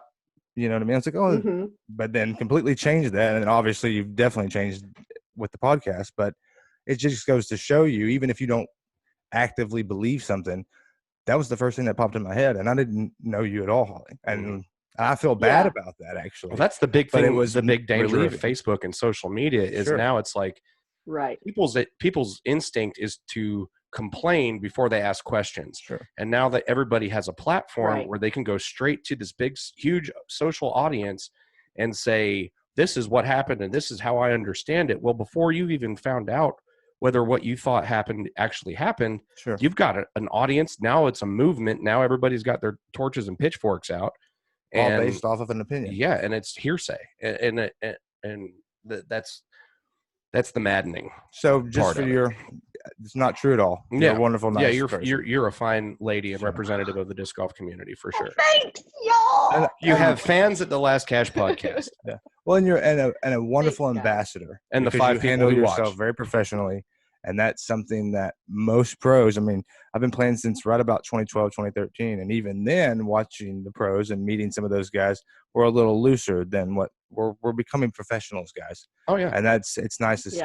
see, and being a professional is what, those brand ambassadors is what grow that. So, and you're a wonderful ambassador for the sport. So, and I appreciate want that. to tell you, I Yeah. want to applaud you for continuing to fly in the face of the vocal minority absolutely. and continue to put yourself out there and market yourself, because it is encouraging, and I know this for a fact, to the women, especially all the new women that are joining the sport now, that this has taken hold, is because I feel like Mhm. it's almost subtly and unspokenly kind of suggested to a lot of women in our community not to put themselves out there. Like they're afraid to, because they're afraid they're going to get more of that social media vitriol and blowback. Mhm. And you are out there just Not totally give- putting yourself Yeah. out there, and you are smiling and you're doing a good job. And I mean, keep it up. yeah, keep it up, because it's giving more women more Thanks, confidence to step into bigger roles within disc golf. We've got 3 women on our board of directors for Music Yeah. City Disc Golf now, and Nice. I Out think of 7. out So of that's 7 not out of bad a at all. 7-member board, so it's basically half. I mean, Wow. and I think that's a trend that's just going to proliferate as we move forward, and it's He's important that we're all responsible for talking some about of it. just so you know. No, I mean, it was a lot of Mhm. things, but it was definitely something I focused on, and it was a priority. And that's Yes. the only way that it things change is that women get more of a voice. It's the same thing that we've talked about many times about, people of different ethnic minorities. Well, give them a voice, and then the community will respond thusly. Because and obviously because of your modeling background, you are kind of naturally into marketing and networking yourself and marketing yourself as a brand and having a brand. And I was really surprised when I found out you started playing disc golf in 2012, because I started playing in 2013. And of course, like you said, soaking up all the disc golf content and what you can find. And I remember really early on into me playing disc golf, I was listening to a podcast called The Disc Golf Show. And it was a guy that was he was into bass fishing and disc golf.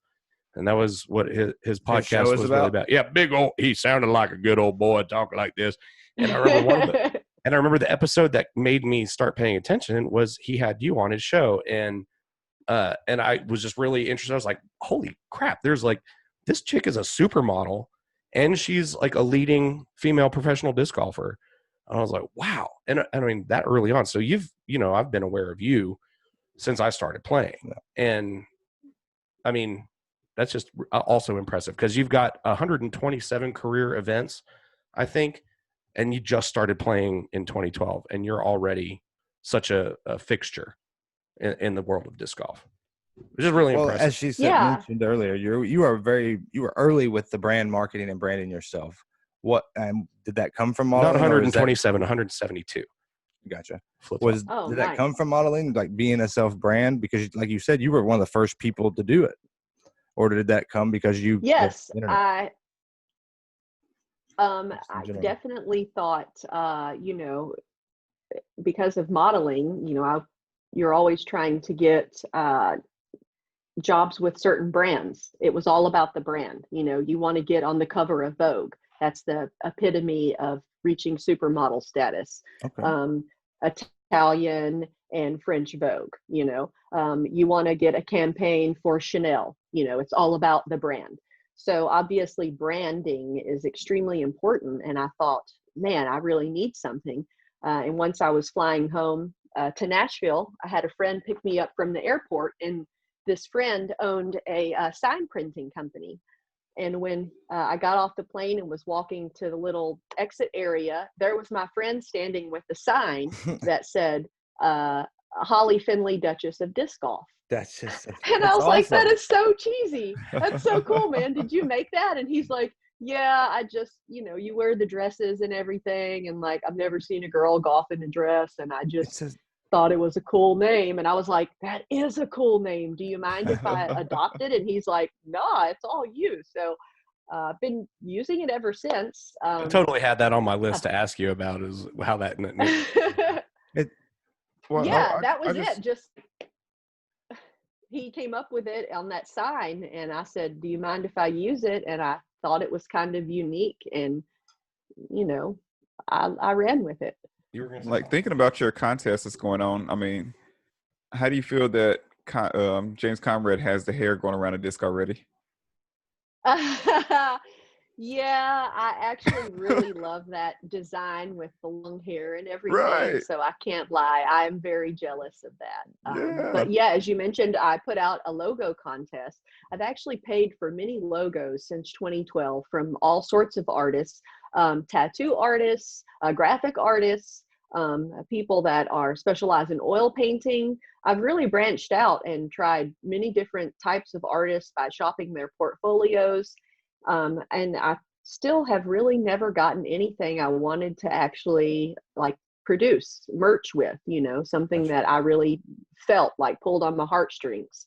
So I thought I would propose this request for people to submit their artwork. If you want to spend your time at a chance to win this compensation package, I wanted to open the floor to that. I have gotten a little bit of negative feedback that those types of contests exploit artists, because now I'm asking for multiple artists all around the world to work for free. So I'm getting thousands of hours of artwork for free.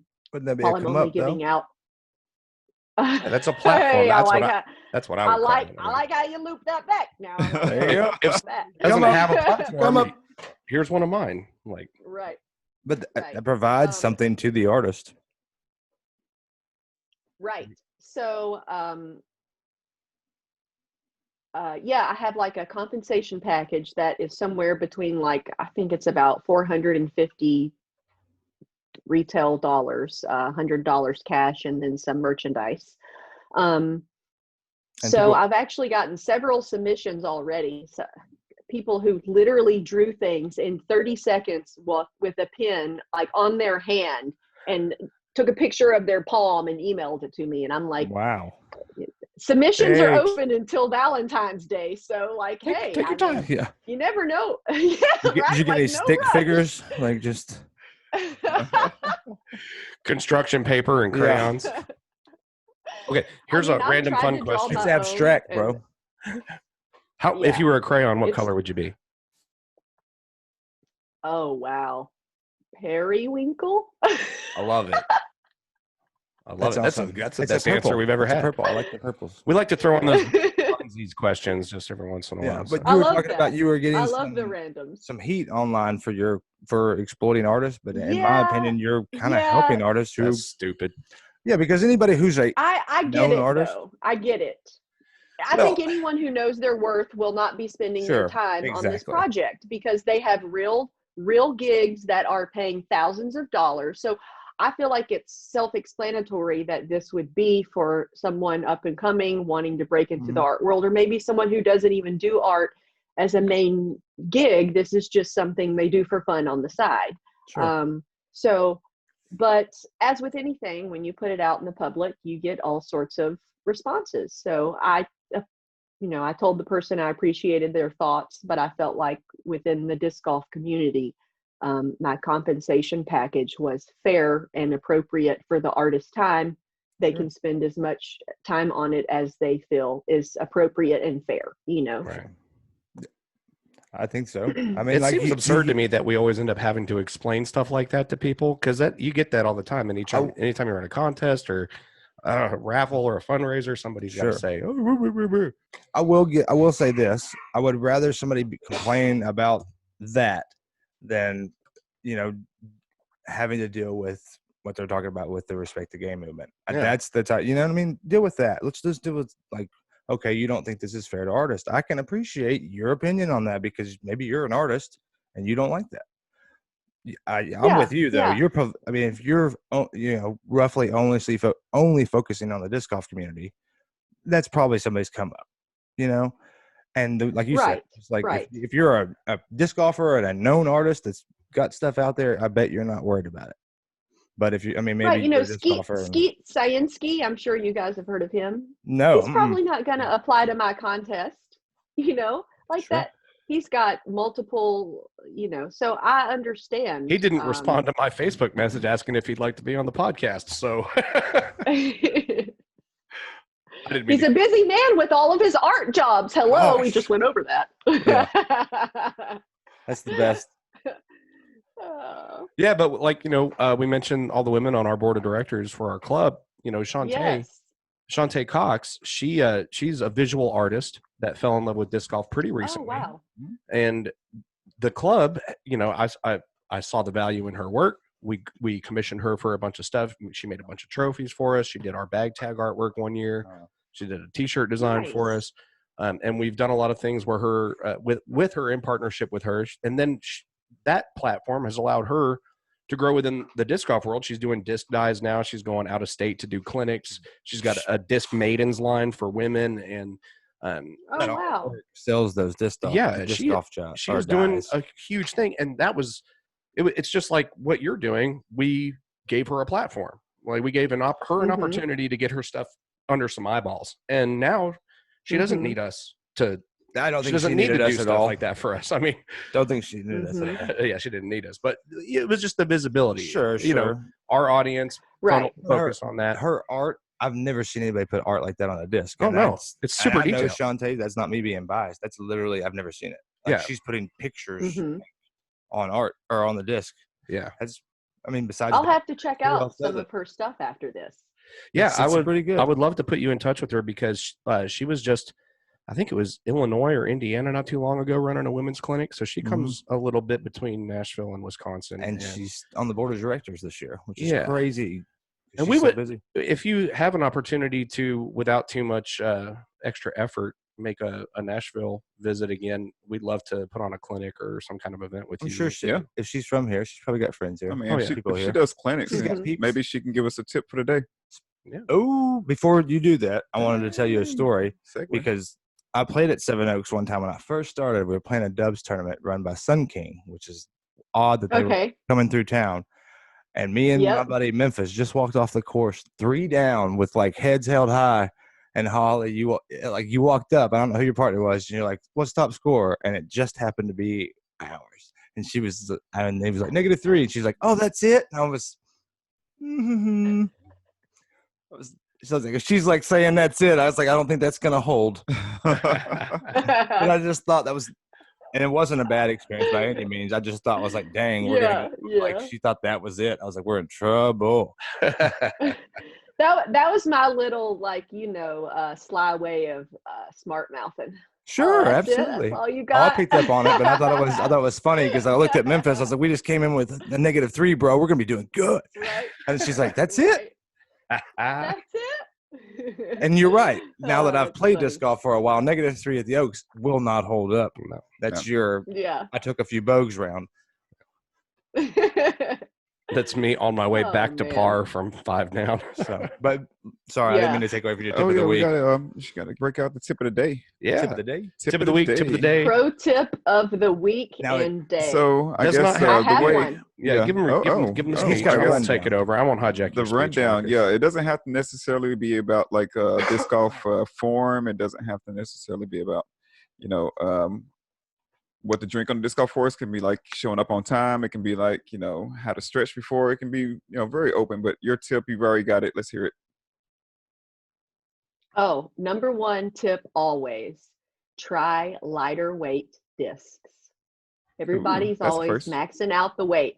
175 gram drivers, 180 gram mids, 175 gram putters. No, sir. You get a nice driver like 165, 166. You can get your mids down to like 160, 165. You know what? You can even get a putter at 150. Let me tell you, you want to make some uphill putts? You use that 150 gram putter. That boy will just float right up there and just caress its way into the basket. I would have. So that's my tip. That's awesome. Look for those lighter weight discs. Oh, snaps. And stay tuned for my 2021 tour series because you never know what I might have in store. I know there are so many people. I checked the Innova store. There's not many discs of hers remaining on the shelves right there. So I can't wait guarantee to you see. there are so many people that are in Nashville just waiting with their hopes and dreams resting on their crossed fingers for some Holly Finley Halo discs or just something new and flashy, new Holly Finley stamp. Yep. Those things, you'll start a riot. The tour series thing from Innova is one of the best. I typically have most people's. Yeah. At least 1 or 2. I do like their tour series program. Roughly how long do we have to wait? Yeah, I was going to say how long? 60 to 90 days. Sweet. Dude, can we get possibly a mold? Yes, no, maybe? No, I can't tell you that. Okay, that's fair. I can't that's tell fair. you. I can't. Marcus was I'd going ruin hard the for the surprise. wedge. Do not mention me and my wedge, okay? I have a special bind with that disc, and no one else has that bind, okay? And when he says no one, he really means no one. You know what? I brought somebody. It's me and Rodney. Thank you very much. I know. I got a William Rick. He bought 2 of them. Okay, yeah, I went there. Anyway, I believe that. Yeah. I believe that.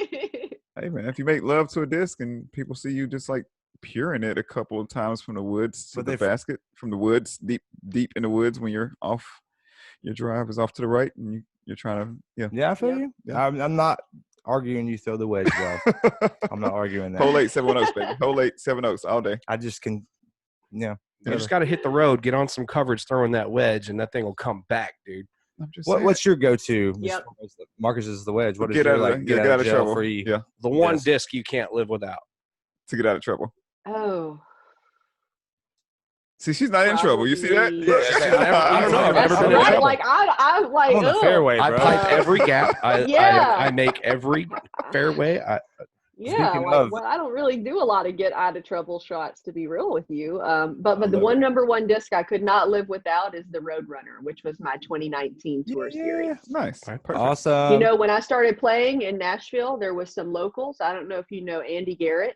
Oh yeah, Big yeah, Andy yeah, used to Big be. Andy. He used to be on the board of the club. Yeah, Big Andy. Uh-huh. And Justin Kreutzer. Kreutzer, yeah. Oh, Justin Kreutzer. Yeah. Mr. I throw a rock I don't on every think- shot. He probably had like 8 rocks Right, in his bag, right, Yep. right. Yeah, they About were 9 very days. generous with Yeah. their time. So I told them I wanted to be like a legit competitive athlete.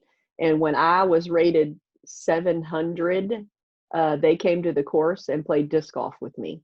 And let's be real, once you get to a certain level of disc golf, playing with someone that's throwing 100 on a short Mhm. course is not the most fun you could have.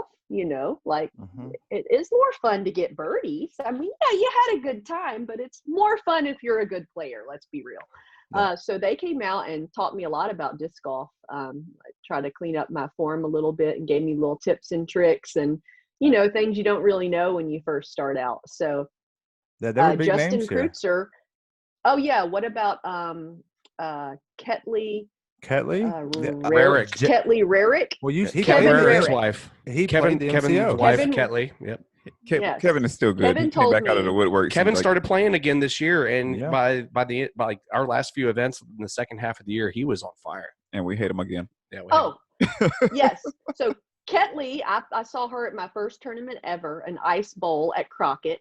She Mhm. was the first girl I ever played that saw tournament. like smash a drive 300 feet. I learned And to I play. said, at "Oh Crockett. my gosh, I played that right? tournament. I didn't even know girls I could play like that." That's She was my awesome. first disc golf inspiration, and I asked Kevin and Justin and Andy, like, how can I be on tour?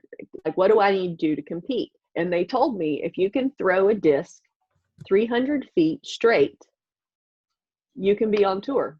And I said, man, that's what I'm going to learn how to do. Throw a disc 300 feet and land it straight in the middle, because that will kill any disc golf course, right? It doesn't matter Sure. what it looks like. You put it in the spot you planned on, and then you pitch up and you take a putt or a par and you move along. Mhm. So that's where I ended up with a Roadrunner. I was like, this thing just goes straight and it doesn't have a hard finish. So I'm in the fairway. I'm in the fairway. Look at me. I'm in the fairway again. So the Roadrunner is my disc I cannot live without. I noticed that I'd you be won. so sad You won that if I tournament didn't also. have that. Yeah, you did win that tournament. Yeah, I did. The I was- Roadrunner I is was- such an I was there. underrated disc. I was there. David Tang was there. At that same one in 2012? Yeah, I was there. Yeah, I kid you not. You came in Nice. first in your tournament, your division. I came in third. Well, I was actually tied for second. Nice. What place did Logan get back What in? division did you play? I played advance. Okay. I'm thinking Logan's got to be like a teenager then. He didn't play that tournament. Yeah. Wow. Kevin Rarick played and came in first. Kevin, yeah. Yeah, he's back. Nice. It's crazy. Yeah, he It's was. good Yeah. to see him. And I saw well, Ketley just I raised saw his- them at the Music City, and Mhm. she told me, she's like, I think I'm going to start maybe playing some events again. I'm really Awesome. getting the disc golf bug. Her kids are getting a little bigger now, and Sure. you know, they're Yeah. they're And probably shout out finding to a little more her free time. with the GoFundMe for the shoestricks on that, because she took off with that. I don't know if I'm sure you're aware, and most people who listen are aware of that, but also a you know, somebody who's a loyal and good friend. Mhm. The Raricks. Yes. So because of people like that who have the good hearts and just donate their time to beginner players, they really made me feel welcome in the Nashville community. And they taught me valuable skills that really helped me improve my game. You know, when I was a very bad player, that takes a lot of patience. I know now because I'm doing lessons, you know, so I'm just so appreciative of the people that, you know, were open-minded and open-hearted when I first started, and it came out and taught me stuff, you know, when they didn't know me, and I just had a dream. So it's just cool that those people are still in the community and you guys know who they are and stuff. Yeah, the Nashville community is great about that. I think everybody here has that story of like they can name 1 or 2 or 3 people that just like showed up and like, yeah, I'll come play with you whenever, man. Just holler at me. Yep. And like Yeah. Taylor Kaysen was that for me. Big And- Andy was Mhm. that. He's the one who got me involved with the administrative stuff. Yeah. The MCO Oh, that they did nice. that at Fontenelle. Yeah, That was- 2013, I think yeah. that was. Yeah. I had no clue Mhm. about disc golf. I'd been playing. I liked the Fontenelle's food. That restaurant there was awesome. And I knew disc Yep. golf, and I had played disc golf at Seven Oaks with my buddies. And I went out and found out about the tournament, and I went up to him and asked him what I could do, and he was like, "You can spot on hole." What was the big, super unsafe downhill, whatever number that was? You can spot on that hole. Mhm. I was like, yes. When I got out there, I was like, this is rookie work. I see. I see why I'm on It's a hold. come up, brother. It's a come up. Exactly. Very well. Very good. That's awesome. But it's funny you brought up that Big He Andy sets you up and because- you slammed it home. Hashtag That was the great. come up. But it's funny you mentioned Big Andy because he was the person who got me interested in doing the administrative side of stuff and like being behind the scenes on stuff. I found disc golf very like in my 20s, and I played competitive disc golf for a while, so I kind of knew that really, really trying to buckle down at that point in time and making a professional wasn't going to happen based on where I was when I met Andy. So it was like, I'll just do the administrative stuff. This is cool. I can still be at tournaments. I can still talk to people, and I can provide something great. And I love the Fontenelle. I hated that the Fontenelle was gone because that's like I know. Like I spent a lot of time. I enjoyed that place too. I played quite a few rounds there. So And the course was decent. it was minus the big downhill. You had to pull yourself up with the ski rope. Yep. Yeah. So I was like middle tier spotting, and like I forget who it was, but it was one of the the follow or the chase card or the lead card comes up, and they throw one, and I like going to spot their disc and bust rear end and slide about 7-8 feet down this hill in front of them. I'm like, I'm fine. Get up like red faced, embarrassed. And then you got that one guy that goes, "Hey, everybody, look, Skinner shit his pants." Yeah, well, nobody Oh, knew. jeez. Nobody knew me then, so that it worked Now out. we need the advisories. Thanks, Will. I said it once already. Okay. It's still Yeah. PG-13. The first time I saw We haven't even used our one Yeah. allowed F word, so But I think we're those still are in the two clear. great names that Let's you save 'em bring for the up rest of who 20. don't get a lot of credit. We don't have any sponsors we got to suck up to. Justin So. and The first time I saw Double G was at the final. Shout out Yeah. to my sponsor. I meant the podcast. Oh, was wow. not any sponsors. I was just clarify Yeah. that just so yeah. Nashville Disc Golf Story. Go check out your discs. Yeah. Okay. I did that. Yeah, Jay seconded. Oh no, I was. Yeah, you're good. Yeah, I man, gave we my shout probably out. should I be gave more my careful props about that. because Big Andy and Justin did a lot for us back in the day, and they don't get a lot of credit. I know we've mentioned them because we know them, and Marcus, of course, that was Marcus Cloud knows everyone. 9 back in the day. Cloud9 represent. But and so if you're after that, you don't really know, Right. So Right. I always forget how long I've been playing disc golf, and then like It's I'm like, yeah. wow, oh yeah, it's always somebody Holly on that comes onto the show. I'm like, hey, you know what? We played a tournament together. Yeah. I'm like, what? I'm like, yeah, check this out. We didn't play on the same card, but I was at the same course, the same time as you, and we played the same tournament. You know what's crazy is I actually bought a house like 1 mile from Barfield Park in 2009, and I Wow. lived there for 4 years and didn't even know what disc golf was. I got you trumped. the heat I right here. got you Didn't trumped. even play disc golf until after I sold the house. Like, I've got you what a trumped, waste Holly. of 4 years. Were you right on Barfield Crescent? Like right there. Yeah. So I Yep. grew up in Knoxville, and Schuster, Okay. also from Knoxville. He played disc golf at a course across the street from my grandmother's house. That course has been there forever, called Morningside Park. I didn't know about it until Oh I yeah, I've came heard to of it. yeah, I didn't know about it until I came to Nashville in 2000. Learned about disc golf in I guess like 2001 or 2 or whatever, and then I found out about the course, and I was like, no way, it's been across the street from me for all my life. All my life, I Yep. could have been playing disc golf, getting away from my grandmother. Since you were a kid. Since I was Yeah. a kid. I had no clue. I mean, if you look at outside my grandmother's Man. house, literally across the street, you'll see a basket. It makes me mad every time I go Yeah. there. I used to go to Barfield and run the uncovered trails behind the nature No- center. Yeah. So I drove past all of that, and Oh yeah. yeah, just so mad at myself. But Do what you can have- we Do do? you have a favorite course since we're on the courses? Like, or In Tennessee. some people don't. Or favorite course in favorite Tennessee. course of, Favorite course in Tennessee is Cedar Hill. No Okay, doubt. yeah. Do you like the No alternates? doubt. The alternates. What do you mean? I don't They think added I don't the know that she's positions? I don't know if she's played the inner three. Yes, I've okay. actually. Have you played the inner three? Yes, I have. Okay. And I've played it when, like back in the day, I think they had their MCO once when they had really, really, really long positions that I've never seen used ever again. Yeah. Yeah. Hole Some one of the to inner holes are three. like, Yeah. yeah. Yeah, it's interesting the little ironies that you find within your disc golf discovery, and then it's weird, like the connections that you make in the disc golf world as the longer you've been involved in it, and it's all just very ironic. It's crazy how it all unfolds because you meet people that you like. You see somebody on the disc golf course that you met before you played disc golf and never ever knew that they played disc golf. Sure. Never even knew about it, So Right. Favorite course? Yay, nay? I think he's still wanting that favorite What's course that? of all time. Favorite course. Cedar Hill all time of all or just time. Tennessee? Sorry, no. Of all time, probably it's in Oregon called McCormick, and it's just a super wooded course where the trees are covered with moss and the ground is covered with ferns, and it just looks like a magical fairy forest, Fern Gully. like nothing Fern you've ever Gully. seen. That was one of my favorite movies growing up. That's what I was amazing. thinking about. Yeah, Fern Goodness. Gully. Wow. Really? Hey, I wanted to touch back on something for people that see pros out on tour and maybe you don't know them actually in person, but you want to know them or you want to say hi. I have this thing that has occurred to me many times that I like to call the drive-by hello. So what happens is I'll be at a course or subway or something. People walk by and they say, "Hey, Holly," and then they just keep going. They don't stop. They don't make eye contact. Expect something They from you. They don't wait. Yes, they don't wait for me to see who said that.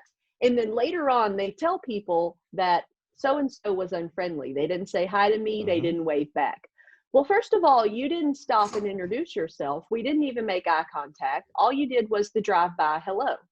So if you see one of us pros being out on tour and you want to meet us, walk up and say, "Hello, my name is such and such," like introduce yourself. It's COVID time, so we don't have to shake hands. We can toe tap. That's the new thing.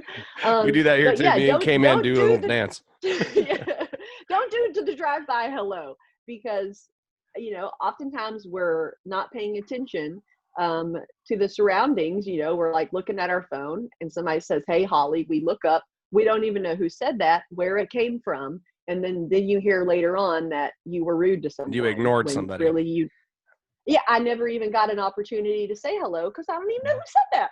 I feel like it's probably also important to mention at this PSA. time that, like, if you're in addition to that, kind of on the opposite side, if you see somebody that's a touring player and they are engaged in a conversation or engaged in doing business, don't force your way in between that interaction. Don't inject yourself in the middle of it and hijack that person. And then later when that person seems like they're a little taken aback by it, don't act like they were being offended. rude because you created that situation.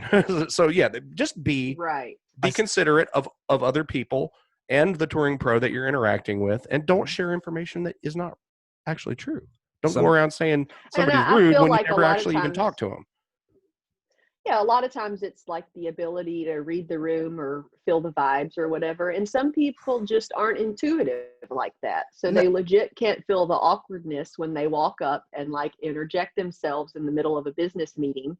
And then they're again like taken aback, like, why is this person not being, conversing with me when I interrupted their ongoing conversation? So, just like be observant. I mean, I don't know. I feel like sometimes things are common sense, and then I don't know. That's why you can't expect everyone to behave the same way you would behave. So I just feel like some things I have to say out loud, even though it seems basic of nature. Like if you're going to say hello to someone, actually walk up and make eye contact. And say You're saving hello. the world. People are learning stuff right now. Sure. And welcome to Disc Golf Etiquette with Holly Finley. Right. Also That's known why I as Life thanked you. Etiquette. Do Yeah. not Like- litter. Make eye contact and say hello.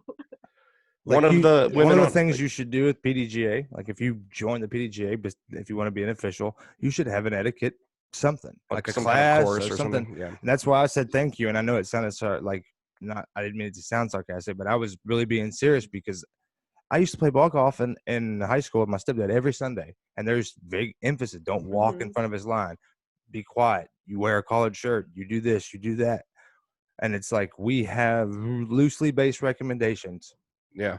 And it's nice to see, like, I'm not even joking. One of my best friends in the world, he'll stand 5 feet beside me, dead even with me while I'm putting. And it's like, hi.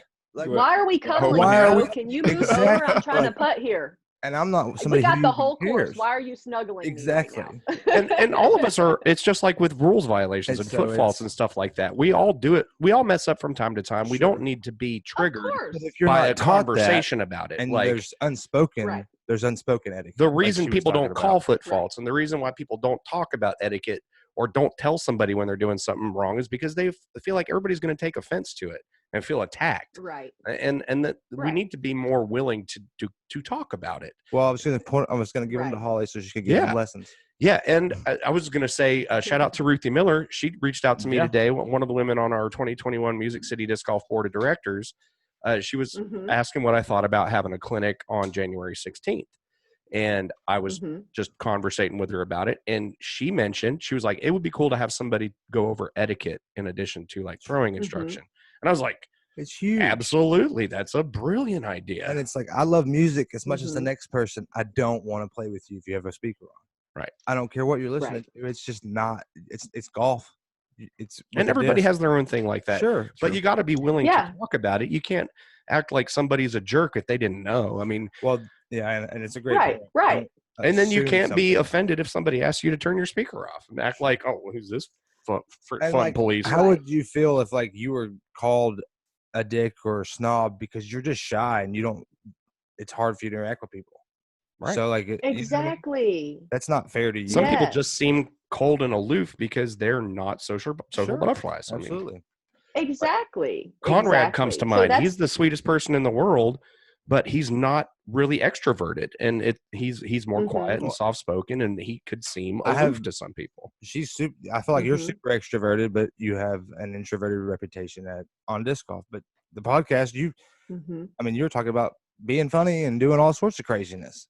So, and that's hard too because that's a personal. You know what I mean? When she's being seen, she's on a disc golf course. Exactly. When she's on a disc golf course, she's at work. The point being that nobody takes that in consideration. Right, We're yeah. having a podcast that we have designed based, and she's being herself.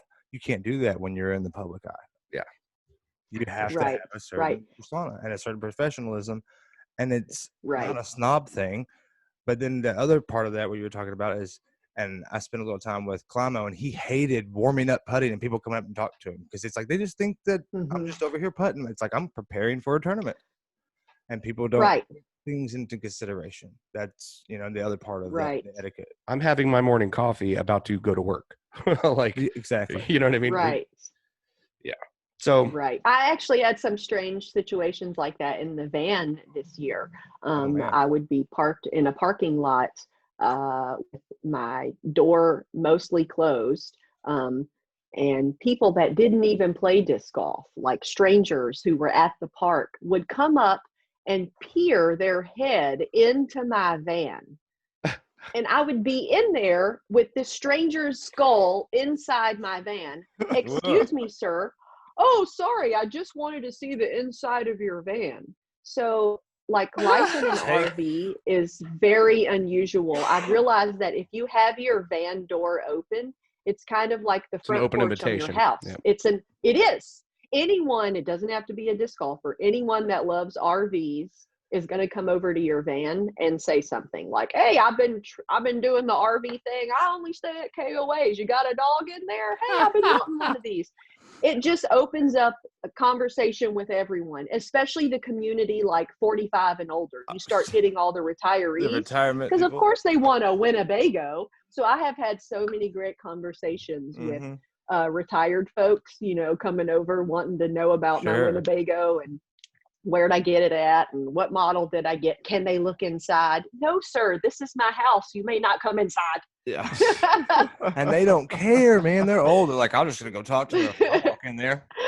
Yeah. They don't realize that it's the Yeah, equivalent of exactly. being in your apartment and seeing some dude outside your window. Because that's like, their leisure thing, and Right. that's their home. You know? Right. They don't associate. That's been an unusual scenario where I've found that I want to be direct. Like, no, I'm not comfortable with you standing by the front door of my van. But at the same time, I still have to be friendly because Sure. I can't be rude to fans and friends, right? But at the same time, you got to realize you just came to my front door and I could be changing clothes. So 100%. like, and that goes for any touring disc golfer living out of a van. You have to think that they could literally be in there changing clothes or using the restroom in their van at that moment. So just be respectful when you approach the van. You know, don't open the door when they don't know you, and don't stick your head in. You know, You don't like, open go your into door to my somebody's house. car. It's not yours. You Why got would you? some sense. But I was going to say, you got a bathroom in your van. That's a nice van. I mean, That's it's fancy. surprising Yeah, some of the it's- things that have warning labels on them, like some of the warning labels on stuff. That's somebody had Anyway, to do that. The fact that you had to deal with people peeking in your van because your door was cracked, probably for circulation while you're sleeping at night. That's crazy. Yeah. You don't open up people's Yeah. doors at the parking lot. I don't know. That blows my mind. Yeah. And you got to, and Yeah, it's I So looked they at Not it know one all time and I glamorous, had a guy kids. It's not all glitz and glamour. yeah, it's rough out there, guys. people like videoing you in the van. Yeah, you look What? over and people are like, No it's way. like, okay, is this a fan? Okay, wait, is this a fan or is this just somebody making me feel really weird right now? Yeah, So then maybe You're you're from like, Tennessee. I hope that give them a little wave. You know, yeah. You're got- from Tennessee. The van, the vehicle is an extension of your home. So, you know, Yeah. I don't know how you feel about those things, but it sounds like the road's weird. I might take some Well, people personal are weird. protection with me. And people are way different. Like We're all weird, weird. weird is different in different places. Like weird and normal are Yeah. they do one of these numbers every once in a while. You go to certain places, and when you're traveling all the time, yeah, some weirdo might be doing something that to them is just like Normal. Oh, hey neighbor, It puts the lotion. just on the borrowing skin. your underpants for a little bit. I'll bring them right back. We played disc golf at Cedar Hill. What's normal out there is by far odd. Yeah, for sure. That there are some strange things that happen at Cedar Hill. We don't need to go there on this podcast. but- No. I'm just saying, normal can be very odd. Yeah, for sure. Hey, our normal is somebody else's weird. Somebody else's normal is our weird. Exactly. So what is so the- my first year van life has been very interesting. Yeah. I've had a good variety of van life experiences. Oh, I I feel like somebody should make if the van life vlog. I feel like you'd make a great person to be that person. Oh, that's. He's I'm giving away $1 million planning on that ideas here, next Holly. year. Well, at least 50 cents. It's already on my list. I can pull it up right now and show you. Had it on the Heck list. yeah. Good call, Jay. See, she was already way ahead of me. Yeah. So we're going to link to your YouTube channel. We are going to mention your logo contest request. I know that submissions have to come to you by email. You want to shout out that email real quick? Yes, it is Finley51277 @gmail.com. Perfect. We'll put it. So in the that's link. my last name with my Link below. PDGA number @gmail. Very simple. Nice. All publicly available Gotcha. information. Now, you going full tour next year, or are you going to kind of see how COVID plays out? I'm planning on doing the same thing from Waco all the way until the Pro Tour finale. And if they extend out to like Myrtle Beach, I'll do that again. So I had a great time this year. Some of the events when they start to get to the West Coast aren't really my cup of tea, like Jonesboro. I mean, the tournament's a great tournament. You know, the course is clean. It's just not my personal choice of fun golf. You know, I want to play Cedar Hill. I don't want to play wide open distant shots over and over because, again, I don't throw 400 feet. I only throw 350. So, and when I was mentioning, I also like to be. Go ahead. Oh no, you go ahead. I can come back to it. Or say I like to be realistic about scoring. You know, you take someone who can throw 400, you know who that is in the field. You add that up over 3 or 4 rounds. It's tough to keep up I'm starting to have to make like 80-foot putts, and that's not realistic. So you realize like, wow, there's no realistic way I could win this if Paige or Jennifer Allen are there, if you're on a course like Jonesboro, unless they just have the worst day of their life and throw everything out of bounds, which isn't going to happen. So some courses like that, I'm not too crazy about playing. But when I made the comparison between Jonesboro and Mill Ridge, I meant I simply meant visually in the terms of the aesthetic of the landscape. It's rolling hills and there are trees. It's just not a dense forest. That was I wasn't necessarily speaking to the design of the course or the layout or anything like that. Yeah. No, the course design there is fun. It's just, again, I'm not a distance thrower. Right. So I don't, I can't score as well on those types of courses. Yeah. So I prefer something where, technical shots and putting really comes into play, like Cedar Hill, so I can, make a run at it.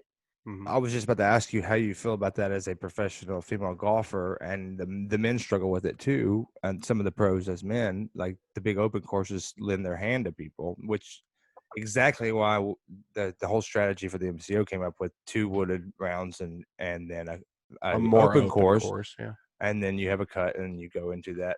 The cut's kind of more for the competition thing, and they thin it down a little bit for that final day. But right, it to me, and the community had some input on this and stuff like that. The people the media side has their perspective, and the PDJ and the money side. But as a professional disc golfer, like how do you feel about the fact that like just the course design almost gives an advantage, and that's not fair to just competition in general. So I was just curious on like how you feel about that, because you love Cedar Hill, and we played it 3 rounds this year, and you tore it up. And so that was my dream come true for any big event. Like, please just give me 3 rounds on a wooded course so I can actually have a chance to win, like Idlewild, So when you don't throw, again, like Kevin and Andy told me, if I can throw 300 and keep it in the middle, it can get you far. And that's pretty much what I've been doing, man. I'm throwing it 300 and I'm trying to keep it in the middle. And when I realized I couldn't get my distance past 350, I just realized I got to make longer putts. So I started practicing the circle twos. Like you got to get them 40 to 60 footers. I'm not going to throw further. So now I got to putt further, which is fine. Like, I don't mind. I've become pretty decent at long putts, which is fun. People like to watch. You had some highlights out there. Hole 14. That was a nice one. Yeah. Yep. For sure. Yeah. Your tee shot on hole 7. I forget which day it was, but it was on the coverage. Every day. Was it every day? Every day. Every day you piped the tunnel all the way down the hill of the log. It was they blew it up. I could. I was just like, look the first day that. I hit the wall, but the other 2 days I skipped over the wall and made it to the grass in the field. So that's legit. Yeah, that's a hard thing to do. I got the 3. I think I got a 3 there twice. Yeah, so you did. I think that's pretty legit too. Absolutely, a 3 in that position is hard. Hard hole. Yeah, for sure. Yeah. Yeah, I know. Even like Garrett, dude. Garrett had 3 decent shots. 3 good shots, but like Garrett Gerthy on day 1, he made it not all the way to the bottom of the gap, but he was able to get out with a roller through that corner gap, and then he had like a 90 to 100 foot shot that he just floated in with his Sonic. And it was pretty, but that's a 3. And imagine, that's how impressive that is. It's just that that was 3 very impressive shots. So listening to you say that, and what I just said and what she's talking about Cedar Hill, when you're talking about big name people, world champions, and Katrina Allen's a great golfer and she plays well at Cedar Hill. You said earlier that you're not on this team because you're not on this starts, you're happy because they extended those luxuries to you. You're on that level at a different course. So how to me, wooded courses still provide something. And when you say that like you're not, like maybe not on that level, which when distance wise you admit that you're not, but on a wooded course you tore it up. So like how do we know that like this is the best, because we only judge it off of these type of courses? Well, I think each side, and I think the problem is that there needs to be a balance. Sure, the balance at the huge. top level of our competition, because I think there is equal value to both skill sets, technical ability and distance And ability. that is disc golf. And that is, but you add the two together, and that's a solid disc golf game. And but just by the nature of things, there are people that are better at one or the other. And so I don't think, I think the reason it's always going to be such a part of discussion, well, not always, but the reason it has been such a big discussion is that you see these events and you see like an overwhelming majority of them are big open courses or media friendly. You know what I mean? Like, I think it's going to be, that's kind of the reason behind the change in the layout for MCO or in the format for MCO is to try to establish some sort of a balance where these bigger tournaments are testing both abilities, both skill sets. Right. So even if you're not a big distance thrower and you fall a little back there or whatever, you have a lot of opportunity to make up ground in the woods. Well, that's right. That's why I brought it up, because people are on the same level if you're playing that type of course. I mean, hands down. I mean, just throwing far open takes not much accuracy. For the most part, disc golf should be about accuracy. Look at Dixon. Like, I don't know if you've ever played Dixon out there. If you can throw 400 and keep it in the fairway, you're going to shoot under par all day long, but there's nowhere to make a mistake. Yep. I mean, so to me, like, you're playing harder golf and doing better at it than some of the top-rated pros on tour who tour nationally and do all that and make all that money. So I feel like, nothing against Nova like that and their decisions, but people are out there on the same level. They just people don't know it. Yeah. And I just feel like that disc golf, if we don't keep that mix, we were kind of talking about it earlier, people can be on the same level, basically, with the level playing field, and why you play the MCO and why we kind of moved to that type of format. But the reason why I bring it up is when you call a world champion, when you're playing only media-friendly courses, you say yourself you're eliminated from that spot. So you may not even show up, but yet you're going to smoke a world champion on a woods course, and you would show up for that. So what's disc golf doing without nodding its head and playing to the skill set of that? I don't know. I just felt like when you said that, I was like, what? You're totally on that level. It's like, and I know that you're good friends with him, Michael Johansson, and we had a very long conversation about Ravenwood that one year, a couple years ago, about that style course. And it's like, and he said, and I know that he's one of the top rated players in the world, but not on a course like that. But it takes all the advantage, or it lends its hand to the advantage, lends an advantage to the top rated pros who throw far, because it's media friendly. But but you're leaving out people like Holly or people like Michael who can tear it up on those small courses, and that, when you're talking about brand and building, doesn't give you the same clout, but you're still on the same level, in my opinion. But yeah, the same could be said on the other side of the coin too, though. As far as go ahead, Holly. I just wanted to know. I was going to say one. Yep, there you go. We have a small delay. Yeah, there's a little lag. Sorry. Oh. You go ahead. One sort of moral dilemma we've had the last couple of years is that the PDGA and the Pro Tour have introduced the women's tees. And they've also adjusted our SSAs accordingly so that they score a little better and more realistic for our field. But at the same time, that is very unfair to girls like Katrina, Paige, and Jennifer, who have blown past the standard, throwing 450 plus feet, and can clearly smoke the rest of us, and they have that distance advantage.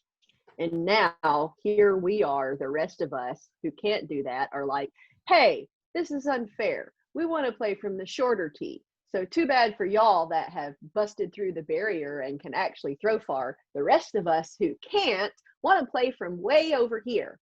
So I kind of am having this like internal dilemma that it's unfair for these girls that have blown past the barrier, while you still want to make it welcoming, fair, and engaging for the majority of the FPO field, which is not Paige, Katrina, and Jen Allen. Sure. And you have to make it realistic for the masses. So I'm always internally having this like fight with myself. Like, I want to play the long tees, or it's better for our division that we have women's tees. It's unfair for these girls who are like beasts, who have like pushed past this distance barrier. Like they can't even use it anymore because we've handicapped it now.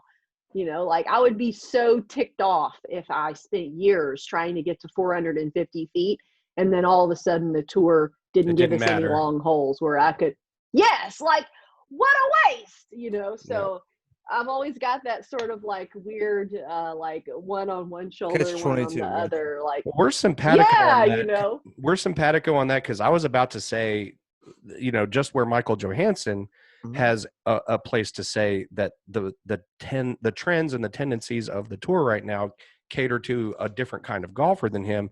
But a Simon Lizotte or a Ricky or a Girthy can say the same thing. Maybe not Girthy because he does pretty well in the woods too. But a player that is predominantly a distance power thrower, they could have the same thing to do if things started overcompensating in the other direction, because they, you know what I mean? It's important that we continue to try to find the middle path that displays the best overall skill and ability in disc exactly golf. And disc golf does evolve. The disc have evolved. The player, the athlete has evolved. I just don't want to see it move down a path that we're doing so only because it's media friendly. Right. I mean, I agree. And I think with more resources and financially and even equipment wise and teams, we are able to have coverage in not so open locations, that maybe we didn't get before, that people are willing to try, and maybe they're doing the next day post round, reveal or release or whatever. So I think that, yes, I agree that people were sort of going to the more media friendly courses. It's open. We have signal. We have spectator areas. Right. But at the same time, they're not completely eliminating the technical skilled stuff. So, and that's another place we have to find balance. The media concerns versus what's actually the best disc golf. Sorry. 4 days at a ball golf course, that is my worst nightmare of a tournament. That's not fun for me. Like I throw lightweight discs. Why do I want to go have my stuff blow around in the wind like a kite? I can't even throw my normal shots. I can't flex anything because it's just going to turn into a roller. So, it's, I don't know. It's a tough balance. I'm with you. Like I want just imagine to showcase both. 1,000 people as a gallery at Cedar Hill, like trying to walk through Cedar Hill with that many people following the lead card. It's going to mess everybody up. It's not happening. It's not going to happen. And that's why it's important to, media capability is a valid consideration, and it deserves to have some thought put into it. And it is an important part of the conversation, but we shouldn't be leaning heavily into that direction in a way that neglects what we're actually showcasing. Like, let's not make so many exceptions to cater to the ability to provide media coverage at the cost of actually having a good competition. You know what I mean? Exactly. That's the thing I was getting at. Sacrificing sacrificing what you're showcasing for the sake of the showcase. Absolutely. Sacrifice the cake for the icing. And you could eliminate potential world champions by doing so. And that's kind of where I was getting at. It's your level is the same depending on the venue. And disc golf, unfortunately, that's not the same as ball golf, which is what we model after. The thing about a disc is you can only hit a ball a certain way. You can't curve that ball around something. And that's the thing with a disc. That's part of the skill set. And I feel like we tend. I like ball golf. I like people who throw far. I don't throw far, but I feel like the skill and the challenge of golf should be equal on all playing fields, and I feel like we're moving that way because of money.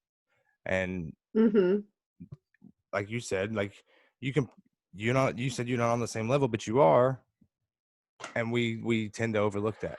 And the sport is, like you said, it's evolving. It's continuing to do so, and a lot of things right now that we're talking about are growing pains, and it's stuff that will be worked out by necessity and by the passing of time and the continuing of the growth. We're getting pretty close to your hangry barometer. Holly, I know you guys Way past that, bro. Yeah, I know you guys are probably trying to. I'm actually feeling okay. I'm not even hangry at all. Okay, So. okay. I wanted to check in. I'll make you hangry. Ford or Chevy? What's your choice? Ford or Chevy? Oh, I actually wouldn't get either one, but if it was a domestic forced or choice, foreign? I'd pick Chevy, I guess. What's the van? Is it a Sprinter? I think it's a Or is it Mercedes. a It's a Mercedes. I know my vehicles. Mercedes I dropped Sprinter. Dude, she's high class. She said she had a bathroom in the van. but you think the Duchess you. of disc That's golf right. is going to be You get a driving a bathroom in your Ford car. You definitely conversion get van? Come on. bathroom in a Mercedes. Yeah. I've spent many a nights in the back of a Honda Fit with no bathroom. At Ravenwood. Protecting baskets from nobody. Nice. Hey, somebody's got to do it. But yeah, that was a weird year because they had started doing construction and there was like a small little entry gate, and somebody, I forget who it was, blasted it all over Facebook that you could get into Ravenwood without going to the main gate, and it was like, great, all of that's up there. So I was just like, I'll stay the night in my car at Ravenwood. I will guard these. Yeah. Well, we had rented them that year, and the guy baskets. he was paranoid because he was worried they'd get messed up or something, and we had rented those that year. So I was like, I'll do it. Yeah. It was Makes no sense. sleep at all. So what other cool projects you got in the works? I know we talked about your YouTube channel. We talked about your logo contest. Anything else that you would like to get out on the airwaves? No, that's really what I've been working on, mostly just creating different content. I've had a lot of ideas for many years. I did a disc golf in Africa series. I mentioned that I was modeling in Africa at the beginning of my disc golf career. I went back a second time and tried to find a place I could open up a course, do some clinics. I got in touch with a couple schools, worked with the Ultimate community. So after I did the disc golf in Africa series, I didn't really do much for about 5 or 6 years on my YouTube, just collect a long list of ideas on my iPhone. And I finally thought, man, I've got this nice iPhone, front and back camera. Why am I not using this thing? All this software that comes with it. Let's do something. So made a couple videos, and then it's just so fun. I didn't realize how great of a creative outlet it is because I haven't done it in so long. I get to do the acting with the etiquette thing. I'm like half being myself, half being ridiculous. And then I've been trying to do some humor stuff. And then the disc golf pro tips. My childhood dream was to be a school teacher. So I kind of get to relive some teaching dreams by sharing tips and tricks with people. So creating content, you get to do the graphics, you got some artist stuff going on. You can add some audio if you want. So I used to have a couple turntables, so you can imagine I'm having too much fun. You had samples and stuff. I did. I love all types of creative hobbies. So, piano, guitar, had some turntables at a time, tried a variety of sports. So yeah. He has to come DJ the freestyle battle at Ogween. Will, Zach Hoy, and Holly DJ on the turntables battle at the Music City this year at the thing. That'd be good. Yeah, it's just, for a creative mind, making YouTube content has really checked a lot of creative boxes. I'm having too much fun doing it. So thanks for tuning in if you have. And if you have any etiquette video ideas, I'm trying to pump out 5 at a time on the etiquette series. And I don't normally talk like that. I don't know I'll send you why some people emails. think I normally talk like that. So, and what a great way to engage with your audience and your fans too. Yeah, like they get to experience, they get a glimpse at the real you, and you become that much more relatable and approachable. And then they can see your face too. Yeah. Like they know who you are instead of just eyes with a mask. Yeah. I would love to see some like vlog type videos and stuff when you get back out on the road. That would be awesome too. Yeah, I'm excited. Yes, I definitely want to do like the van vlog, and then I've got a couple more neat ideas for the channel. I think that'll be really engaging for people. So tune in, and thanks for watching. Yep. And again, my tour series disc from Innovel will be coming out in a couple months. Yep. It's a super exciting surprise of a mold and plastic. So that's all I can tell you. Just have $25 sitting around waiting to buy one. Can you can you redo the Paul Macbeth video where he's like asleep and he wakes up and puts out of his like window and makes the basket and goes back to sleep? Oh, You gotta yeah, do I it. remember You gotta do it that. from the van though. You gotta do it from the RV. Nice. Yeah. Just Okay. kick the back door Okay. open and So turbo putt from Right. laying down Yeah. under the blanket. And then just I like love it. then I just love close it. it back and go back to sleep. Perfect. Yep. I got 2 words for you.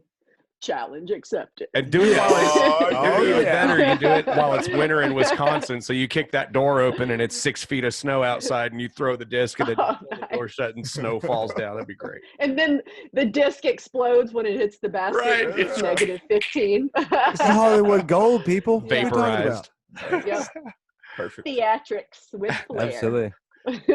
Holly, thank you so much for talking with us for the last couple hours. This has been a Sure. really enjoyable episode of our show, and I can't believe it's Thanks taken for us this long to inviting get you me. on. Yeah, Welcome anytime. Yeah, I appreciate the opportunity and the time and sharing some laughs with you guys. Absolutely. whenever you do get a chance to come through Nashville, let me know, and we'll plan some sort of event, some sort of way for you to make a little money for the road while you're in town. And then we would also love to do this with you actually in the studio. We find that that's a little bit more of an organic recording, and it takes less time Yeah. for me to edit. So that's I'm a So little really, I'm a it's big just- fan of that. It's just no, it makes for much better content a lot of times. Yeah, it's good conversation. Tonight it has, like, I was worried. This has been easy, but yeah, for this is sure. super This has been- awesome. It just the lag it can get to be like between the Zoom call and the recording. Yeah. It can be a little. You noticed that a little bit kind of earlier, but Shout Yeah. out your sponsors. You're obviously you're Team Innova, but you're also sponsored by Grip Equipment. Anybody Yes. else you want to give a little dap to? That's my 2020 sponsors. Yeah, like you said it, Innova discs and grip bags. So if you're looking for a new backpack, check out a grip bag. It's the most comfy, and I'm not just saying that because No, I'm it really is. sponsored. I'm saying it because I owned every single bag since 2012. Tried them all. Used to carry 35 discs because I really thought I needed that many. So wait a second. You don't need 35? No, I might no, have to do some you work. don't. Unless you're at the memorial, then maybe you're going to Gotcha. be donating a few to the lake gods and the lake goddesses. So yeah, you might need Right. 35. Yeah, I have some serious questions about the mental stability of people that are willing to go into that reclaimed water after a sidewinder or something. I used to think that about Barfield's pond. Yeah. I know Yulee has been in that reclaimed Yeah. water. I know Callie has been in that reclaimed water.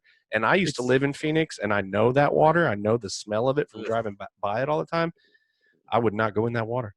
I feel Yeah. you. Not, They I'm not- spray I it in the actually air. knew a call it guy that, fountain. yeah, he went in there and then had some type of skin rash, something, and Oh, had you to get go a to the staph ER infection afterwards. easy. Yeah. I mean, Ugh. it's poo So water. I'm not, yeah. No, No, thanks. thank you. Thanks, Where but does no everybody thanks. find you socially? Where's all your socials? Yeah. at? Shout out your socials. Yes, Facebook, Instagram, Twitter. The name is O Finale Finley. And people ask me, what does finale mean? Why do they call you Finale Finley? Looping back to modeling, I used to do a lot of fashion shows.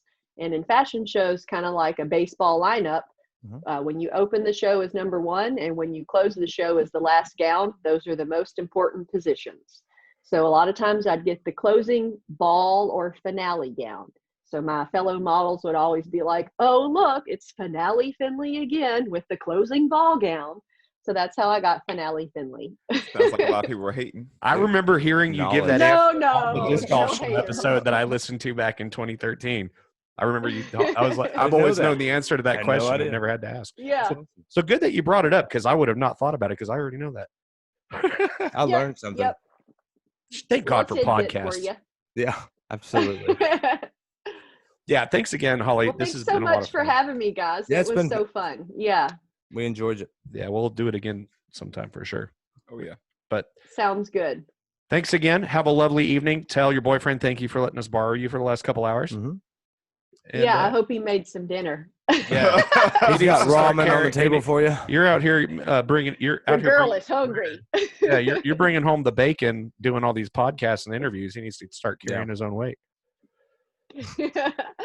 Oh, I love it. Well, All thanks right. again. Have a good week. You Thanks, do the Holly. same. You too. We'll talk Have a good soon. night. Bye. Bye.